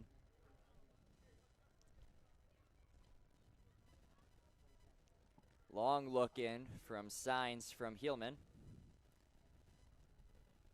Holds and fires. Ground ball, foul off to the left side. And we'll do it again.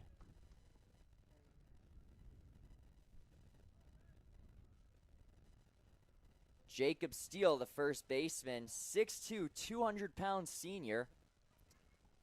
Wonder if there's any relation to Justin Steele of the Chicago Cubs. The GOAT pitcher. Your opening day starter for the Cubs this year. That's taking place in 2 weeks. Yeah, coming around the corner. You wind up and the pitch from Arnold. Fastball. Ooh, got squeezed a little. Inside corner, almost got caught. 2 balls, 1 strike. I like that pitch a lot from Arnold. Yeah, that's a good pitch, and Bella was yelling at him there. He said, no more. 2-1, trying to get back into a pitcher's count. Another fastball spikes it into the dirt. Great block from Hillman. Hillman, a freshman, getting a start on opening day for the Pirates, has looked strong in the inning that I have witnessed. Yeah, Some solid blocks. He's grown into the game. Yeah, at the start he had to catch Toby Peterson, which is not an easy job. Some of the balls got away, and that didn't help. But he's had a much better second half of the game so far. Gets a swing and a miss from Steele. And we are full.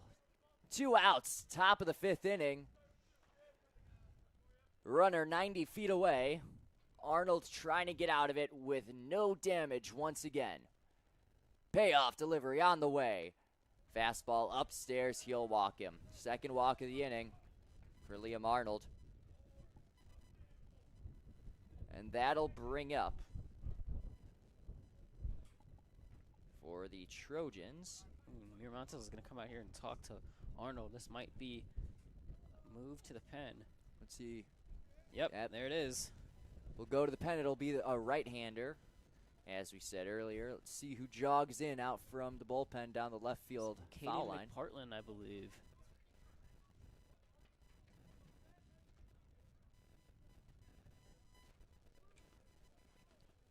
Caden McPartland jogs in. And he'll get his warm-up pitches. Arnold had a good relief outing.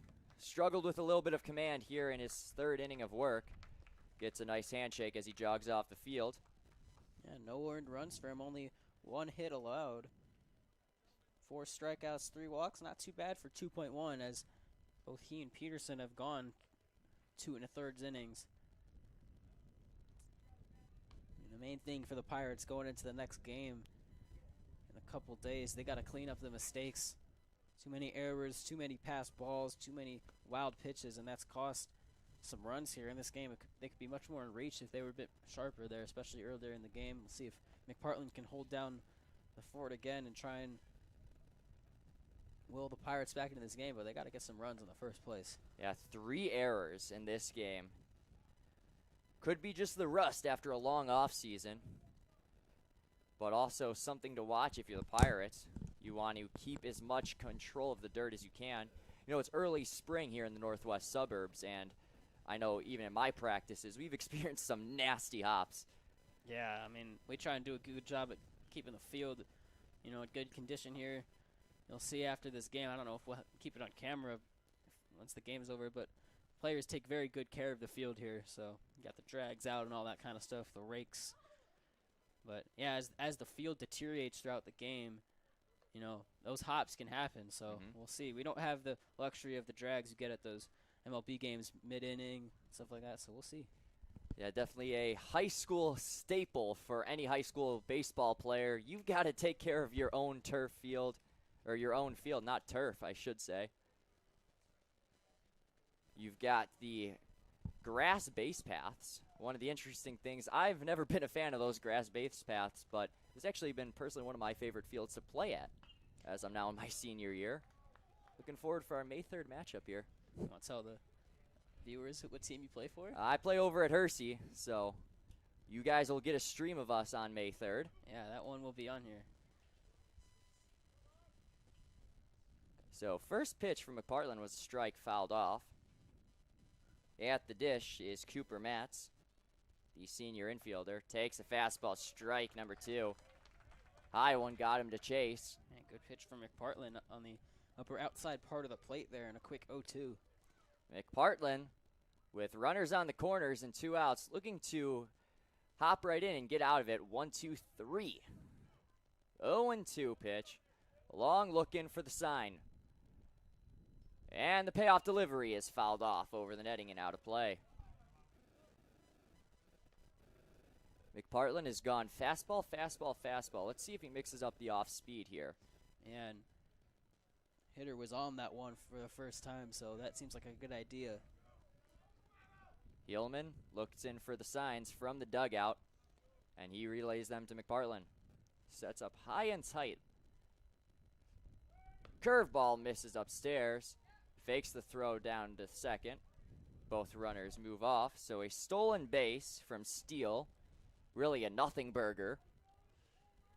Runners on second and third, but with 2 outs and a 2-2 count. Or a 1-2 count, my apologies. It is just a matter of getting this final out of the inning and escaping damage. Payoff delivery, curveball is fouled off. Yeah, good at bat here for Motts. He went down 0-2 early, and he's been seeing the ball really well the last couple of pitches. McPartland came in from the pen after Liam Arnold walked his second batter of the inning. He had 2 1/3 strong innings of relief work. But now it's up to McPartland to finish the job here in the top of the 5th inning for the Pirates. Payoff delivery on the way. Fastball misses upstairs. Mott's giving him a good battle.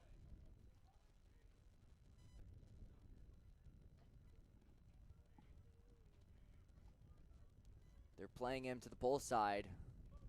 Sizable gap in between the line and the right fielder. Fastball straight down the middle. Got him looking. Strikeout for McPartland. And the Pirates will head to the bottom of the 5th inning, still trailing by 5.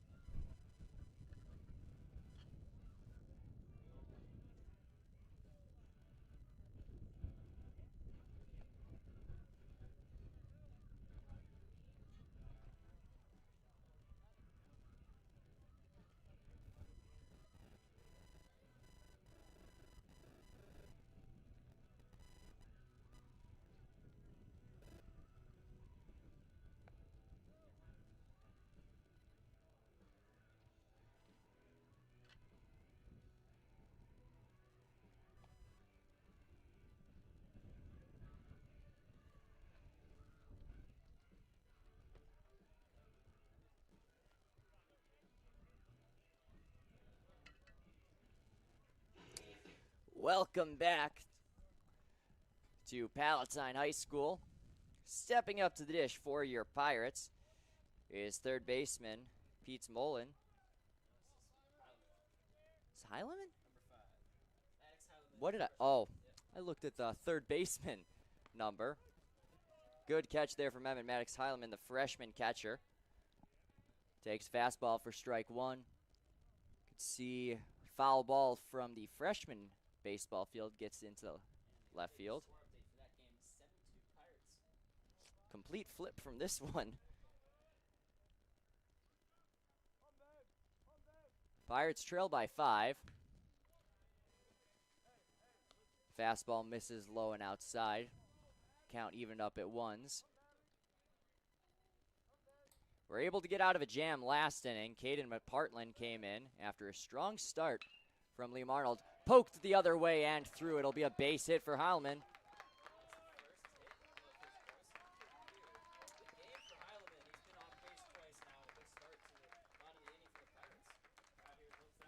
Well, you could see the dugout is shaking their hands. They want that ball. But, you know, at the high school level, typically we're not able to get that ball. Courtesy runner will head out there. Carter Monroe will be the runner. Now stepping up to the plate for the Pirates, David Odo. Made a nice barehanded play at short an inning ago. Monroe, short lead off of first base.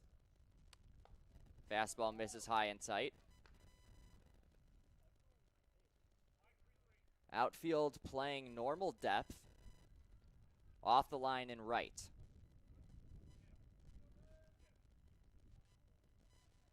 Odo awaits, tight into the plate. Watches one low, good read from Monroe, firing down to second, and he got him. A rifled throw from the catcher for the Trojans. And that'll be the first out of the inning. Carter Monroe is caught stealing. Keenan Krish was able to scoop that one out of the dirt. A little bit of a slow read for Monroe is what ended up being his undoing. So just like that, the Pirates have their first base runner of the inning erased.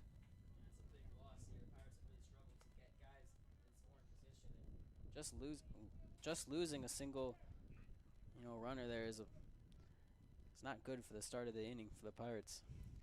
Positive, it's 3 balls, no strikes. And it'll miss high and upstairs, so just like that, the Pirates get another one on.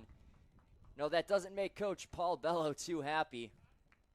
Any baseball player, any baseball coach knows. Could have had 2 runners on, including a runner in scoring position, but you sacrificed that on a base running mistake. So now we'll see Toby Peterson walk up to the plate. It's Sean Wasserman. What am I reading wrong today? Sean Wasserman. I for the second time, I have looked at the wrong piece of paper. Looked at the pitcher designation. It's okay, first time, it's fine. Ooh, they'll say that he's offered at that one. He says he checked his swing. No, I think he asked there and looked, and that was a strike in the umpire's eyes, not even on Wass's swing there. Wow, looked to me that crossed over into the left or right-handed hit batter's box. The 0-1 misses even farther outside. Wasserman, the leadoff hitter, is 0 for 1 today with a walk. The left-handed hitter has a runner to work with at first base. Short lead off of first. Takes one high. 2 balls, 1 strike with 1 out. Bottom of the 5th inning.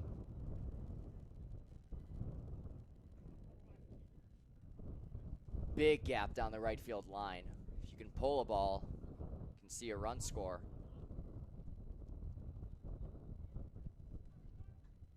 Taking a step off, maybe timeout called from Wasserman. He'll step back in. Waiting the 2-1 offering. There he goes. Runner goes.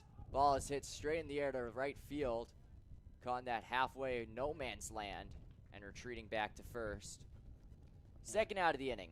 Might have been a hit and run there. Bello was trying to get a runner in scoring position, maybe even to score, and Wass ends up putting the ball in the air. Not a bad swing, just slightly under it. That'll bring up Joe Riley. They're going to go to the mound here. Well, you see some action is now starting down in the Trojans bullpen. Vivadelli at 28 pitches now.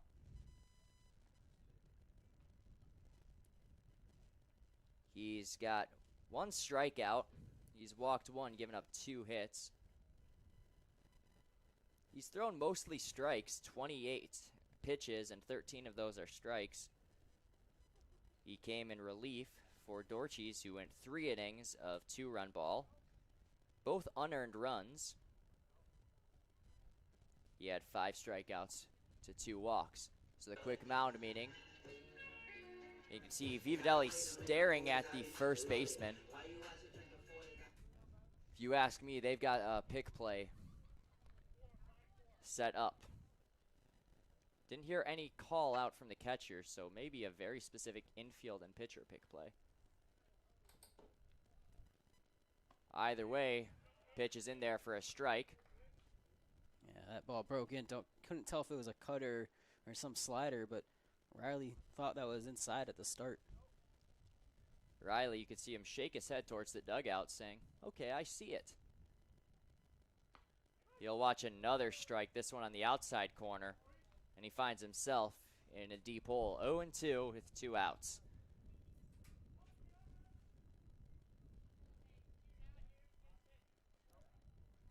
The 0-2 offering on the way from Vivadelli, trying to get out of another inning of work. Low and inside. Yeah, good adjustment there from Joe Riley. Swung and missed at a low pitch in the dirt earlier. Held the bat back that time. A little bit easier to read than that disgusting curveball he saw last time. The ideal situation would be for Riley to just poke one up the middle, keep the rally going, and he'll watch it. He thought it was on the outside corner, but the home plate umpire disagrees. No runs on one hit for the Pirates. We'll head to the top of the 6th inning. Pirates still trailing 7-2.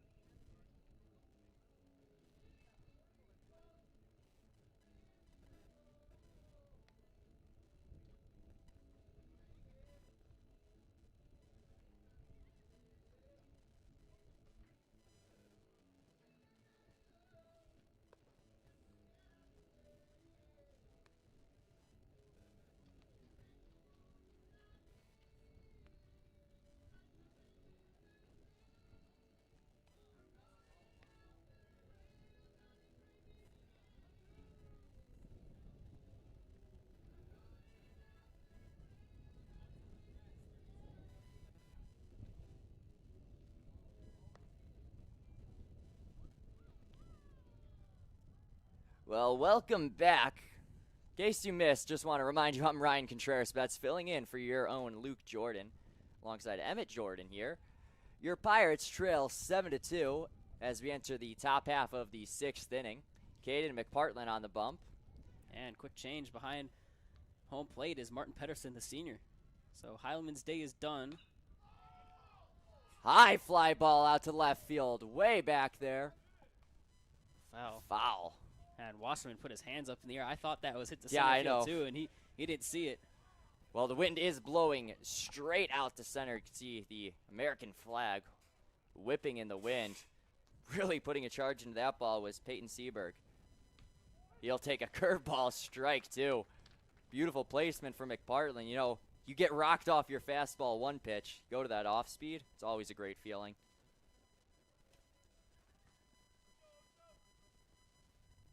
The windup on the way for McPartland for the 0-2.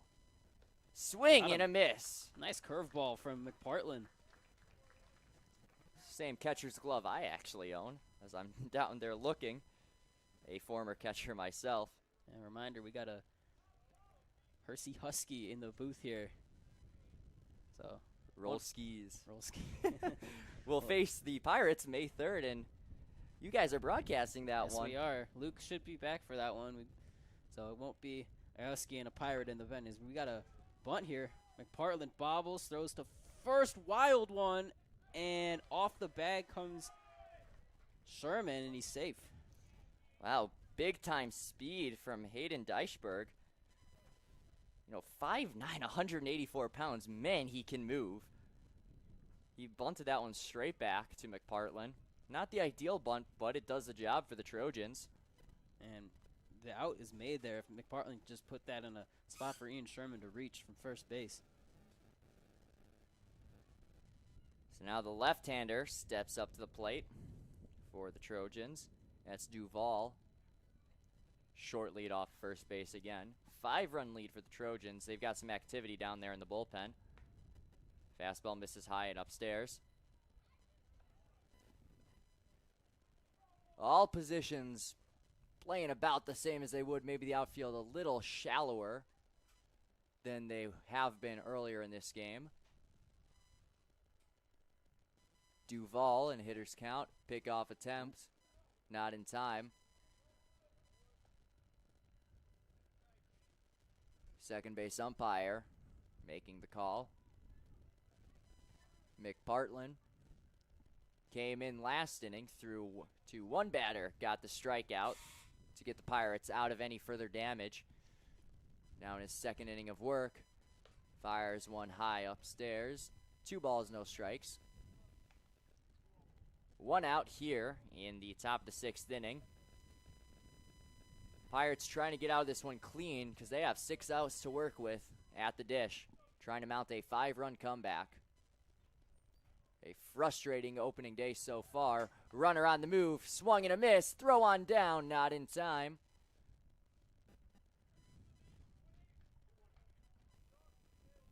But either way, McPartland will get the strike. Count moves to 2-1. Duvall took a healthy hack at that one. Signs coming in from Peterson. McPartland glances at the runner, fires one, hit high in the air to center field.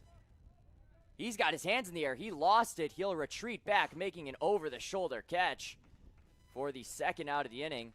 Difficult play out there for Sean Weiserman. Yeah, Wasserman with a nice catch there. Second good catch of the day, and it's cloudy. It's that weird time of day when it's cloudy, the sky is baseball colored. Yeah. So you're trying to pick up the laces, you're trying to pick up the spin, and he luckily caught it just in time to catch the baseball. Big second out there. McPartland's been clean so far. Long look at second base. Can't tell exactly what pitch that was. Curveball from our screen up here in You the got? booth. Oh, I didn't see. We Yeah. got the camera. Right over here. So good catch from my vantage point. That had a weird spin. It had the speed of a changeup, but it really didn't have any break. Yeah, went straight down from what I could see. Maybe he's trying out a new 12-6. That one misses low and inside.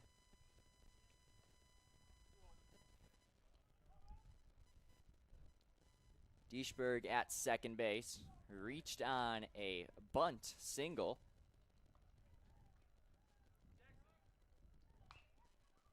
Ground ball off to the left side and out of play.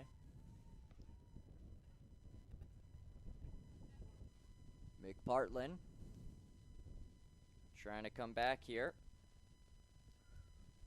and get the 3rd out of the 6th inning. Long hold. And the delivery is a curve, fouled away over the netting. A slow curve from McPartland. Yeah, it looked like Iverson had to adjust on a fly there to get to that ball. It might not be a bad idea for McPartland to try and throw that ball a little bit lower. I mean, in a 2-2 count, you still have 1 pitch to waste. And in my personal opinion, I like wasting curveball in the dirt. Fastball. Doesn't matter. Got him. And so that'll do it for the 6th inning. Pirates are able to get out of it with no runs against. Off of 1 hit, we'll head to the bottom half of the 6th inning. Pirates trailing by 5.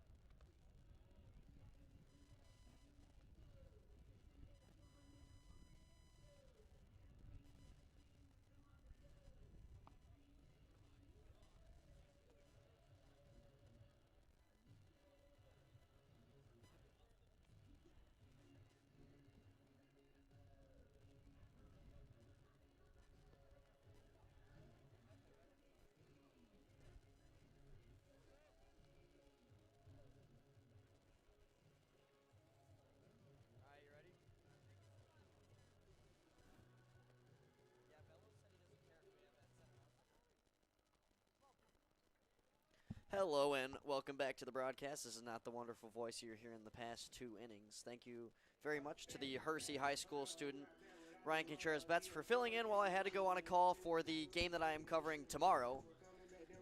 I don't get many breaks, it seems, but Ryan did a great job, and he's much better than I am, so I don't know why I'm on this microphone, but you know what? Sometimes that's just the roll of the dice. We still like you. You're still our number 1. Repeat that, the mic wasn't on.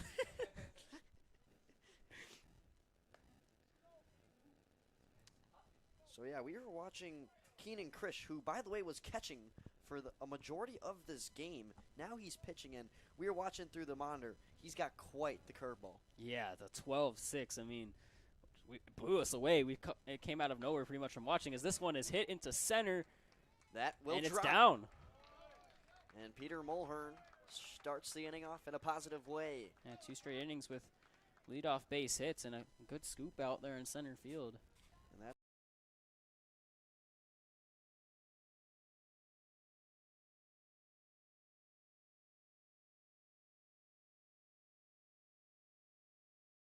he was the starting pitcher for Palatine. Through 62 pitches, only 2 earned runs, 2 unearned. And this one goes right through. The 5-hole. As Francis Panko couldn't grasp it. And backup catcher in for Cary-Grove because they have their starter out on the mound.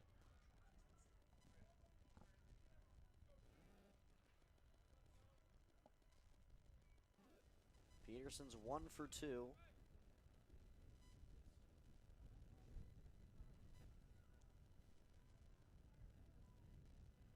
And now Krish fires, and that's fouled off the cage of Panko.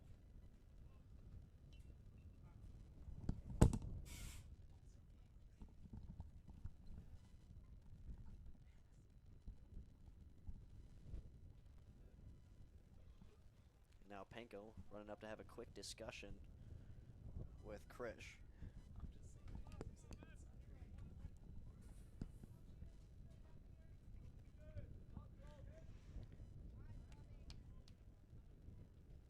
We've had 2 straight scoreless innings up to this point. And here's Krish. Gets Peterson a swing and miss. Just like that, he turns the 1-0 into a 1-2. And quick scouting report update here. Cary-Grove is playing deep.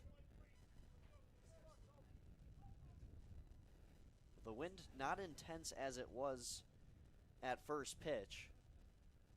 But you still definitely want to watch out for a power hitter like Toby Peterson. That one sails beyond the left netting. Heads up to the lacrosse players. I think that's Frankie Henderson. Did they like catch it in the air? No, not in the air, off the bounce. Oh, one bounce, one hop. Yeah, we could see from through our press box windows on both sides. We could see what's going on the football field where that ball was fouled off to. Regardless, big 1-2 count here to Peterson. Mulhern's on second. He's not going to advance here. Struggling to grasp it was Toxie, and he is out. Safe? Safe. Good wheels from Peterson, who was bobbled on the play there at third base. And now 2 on here for Sherman. So Peterson now 2 for 3 batting tonight.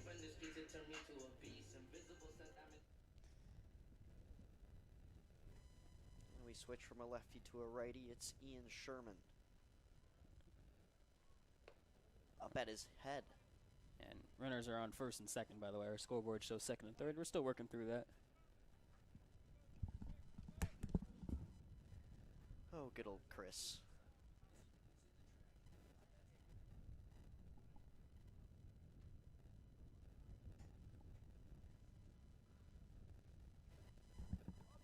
The 1-0 to Sherman. This one's low instead of high this time.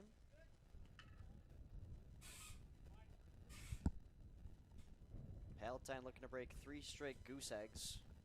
Or pardon me, 4 straight goose eggs from the 2nd to the 5th inning. And they have a runner in scoring position here with 0 outs. Sherman able to follow it straight back, get some contact, but not the right direction.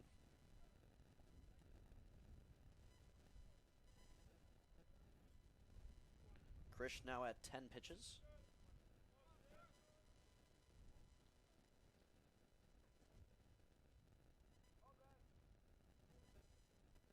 The 2-1 delivery. Yes. Right through the gap, and that'll be a base hit. Mulhern. Rounding third and heading home with no pressure is Peter Mulhern. And the Pirates cut into the deficit. Another runner in scoring position as well as a runner on first, and they're only down 4. Yeah, great piece of hitting there from Ian.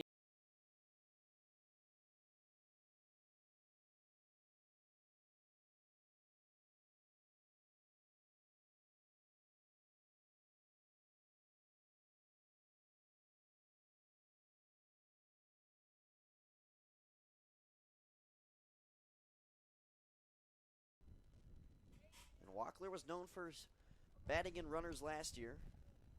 16 RBIs.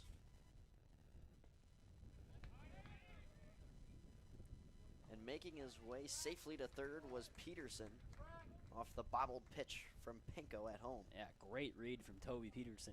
To steal third, you got to have a great jump even if the ball's in the dirt, and they're going to go talk about it here.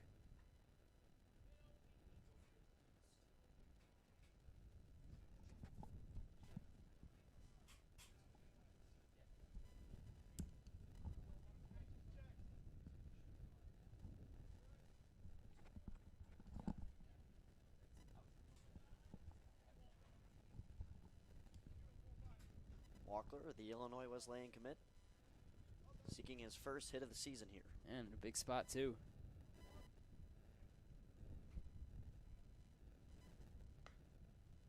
That's a ball high. And upstairs. More and more people filing in Yeah. to this building as the time's gone on. Oh, sorry, The field, the stadium. Man, we've been isolated in a gymnasium for months now. It's tough getting back to the groove. Yeah, it's nice to be outside. 3-0 now. Oh yeah, it's nice to be outside when it's this weather at least.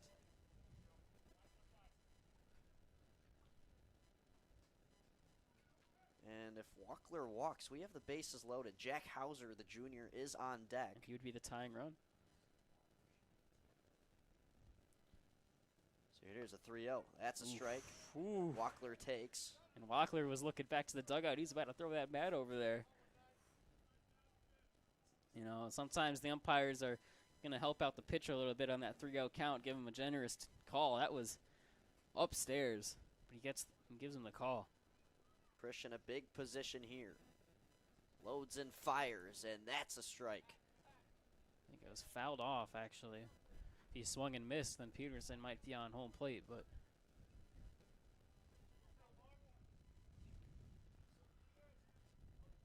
Now a huge 3-2 here.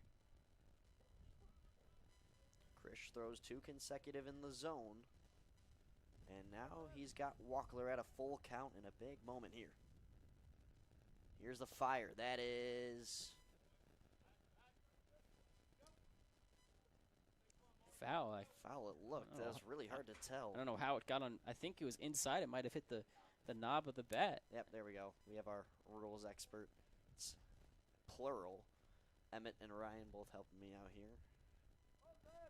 And that's a tough break there for Morgan Walkler because that was ball 4. So we'll try again. That's strike 3, and Walkler, who looked like he was about to make his way to first base, is sent with the strikeout. Yeah. Top of the zone, and same one he saw on the 3-0 count, and that's a tough out for the Pirates. First strikeout for Keenan Krish in his first inning of action. And now he's got to face Jack Hauser. Runners on the corner, 1 out. And this is going to get through. Runner scores, that's Peterson. Staying at second is Sherman. Nice rip there from Hauser. It's a 3-run ball game. Yep. Tying run comes to the plate here. Martin Pedersen just subbed into the game at catcher, and now he's got a chance to try and cut into this lead.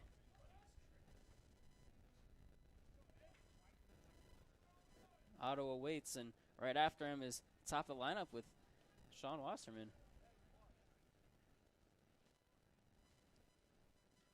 Yep, Pedersen taking over for the freshman catcher Maddox Hellman. Pedersen, a senior himself. Yeah, behind on that swing there for strike one. Facing some serious velo.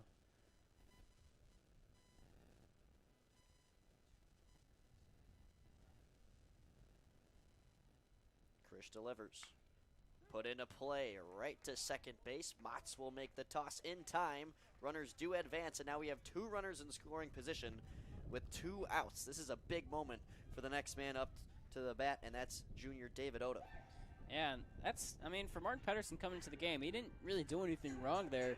He made the second base make a decision, and he had to learn from a mistake he made in the first inning where he was hustled and overthrew the shortstop trying to turn 2. So Pirates still alive here, now 2 in scoring position. Odo's 0 for 1 as he takes strike 1. Yeah, that top of the zone is being consistently called. The Pirates are going to have to adjust. If the Pirates aren't able to capitalize here, they'll have one more chance in the bottom of the 7th. But moments don't get as good as these, you'd say. As Upstairs. Odo leans back a little bit, takes ball number 1.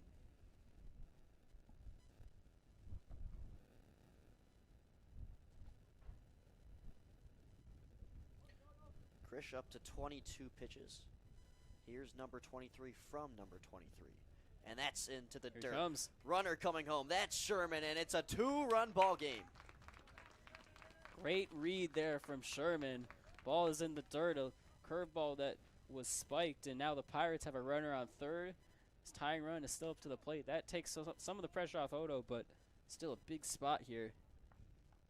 Pirates have 3 in the inning, and they've come alive here at the bottom of the 6th. Again, 7 innings in these games. Cary-Grove won the last matchup last year 7-6. We're at a similar score, and we're a runner on third away from having the same score as last time.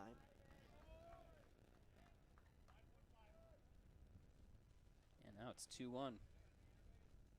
3-1, actually.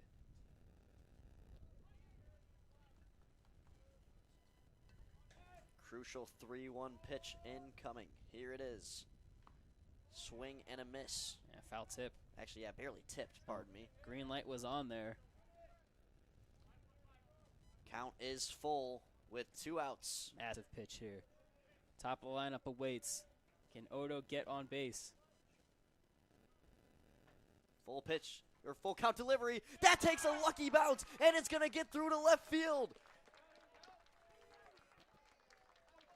And after being scoreless for 4 straight innings, the Pirates grabbed 4 runs, and it's a 7-6 ball game. Well, how about that? If you put the ball in play, good things happen. Said that in the first inning, and he put some pace on that one. Tough to deal with there for Tacey, and at third base, it just goes off his glove into left field, and here's the top of the lineup. Sean Wasserman can keep this rally going if he can get on base.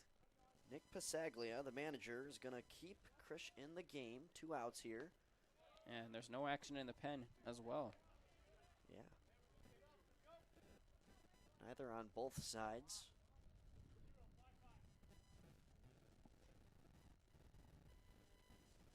Two veteran managers facing each other tonight. Bello in his 20th season. And Pasaglia in his 23rd season. And that was in the dirt. In these crucial moments, you sometimes have to be a little bit more cautious with your dirt ball reads. Pirates have been thrown out on one of those recent ones. That was Monroe who got thrown out earlier.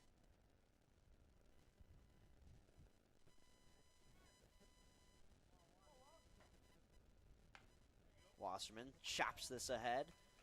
And Motts will make the play in time. Cary-Grove, a sigh of relief. They let up 4, but they still maintain the lead here as we head to the final 7th inning. We've got a tight one. Make sure to stick around. You're watching PHS PTV live on YouTube.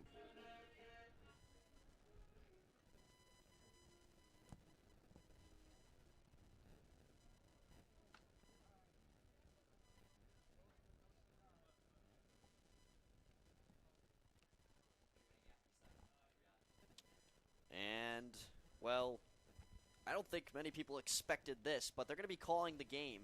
And Cary-Grove's going to get the victory in 6 innings. Yeah, and it's getting dark here. It's only still March 12th, so you can't start a game. You can't start another inning after 2 hours is the rule. And 6:48 again, so that is 3 minutes too late. Pirates comeback falls short, 7-6 the final score. Same as last year. Pirates opening day ends with a loss, but in Bellows' 700th game as a Pirate in his last season. Good start, good showing from the last few innings from the Pirates. A lot to look forward to for the rest of the season. We will be back here with some more baseball on PTV. Don't go anywhere. We'll see when our next one is scheduled. The Pirates are on the road for a week or so, and then we have spring break where they're going to Alabama, which we will not be following them to, but more sports also on the way here with some boys volleyball, some girls soccer, some lacrosse, both genders. So just be ready. We have a lot coming here for baseball and other sports on PTV. Thank you guys so much for watching. Luke, you want to do the send-off? Yeah, next broadcast will be Friday, March 15th, as girls lacrosse takes on Stevenson High School. That'll be at 6:30 p.m. And then the next baseball broadcast, like you said, is potentially next Thursday, March 21st, right before spring break, as they take on Carmel at 4:45. That'll be me and Emmet once again, it appears. And we'd like to thank you so much for being a part of our inaugural season broadcast. I'm Luke Jorden, Emmet Jorden to the right of me, Chris Laspiza helping out, Nicholas Fontanetta helping out, Bear Landerman on the camera work for the majority of the game. Have yourselves a great rest of your Tuesday. Okay, sorry. I forgot about Ryan Contreras Betts. But he doesn't really, work here, so I didn't feel like giving him a mention. Have a great night, Palatine fans. I'll end it at that.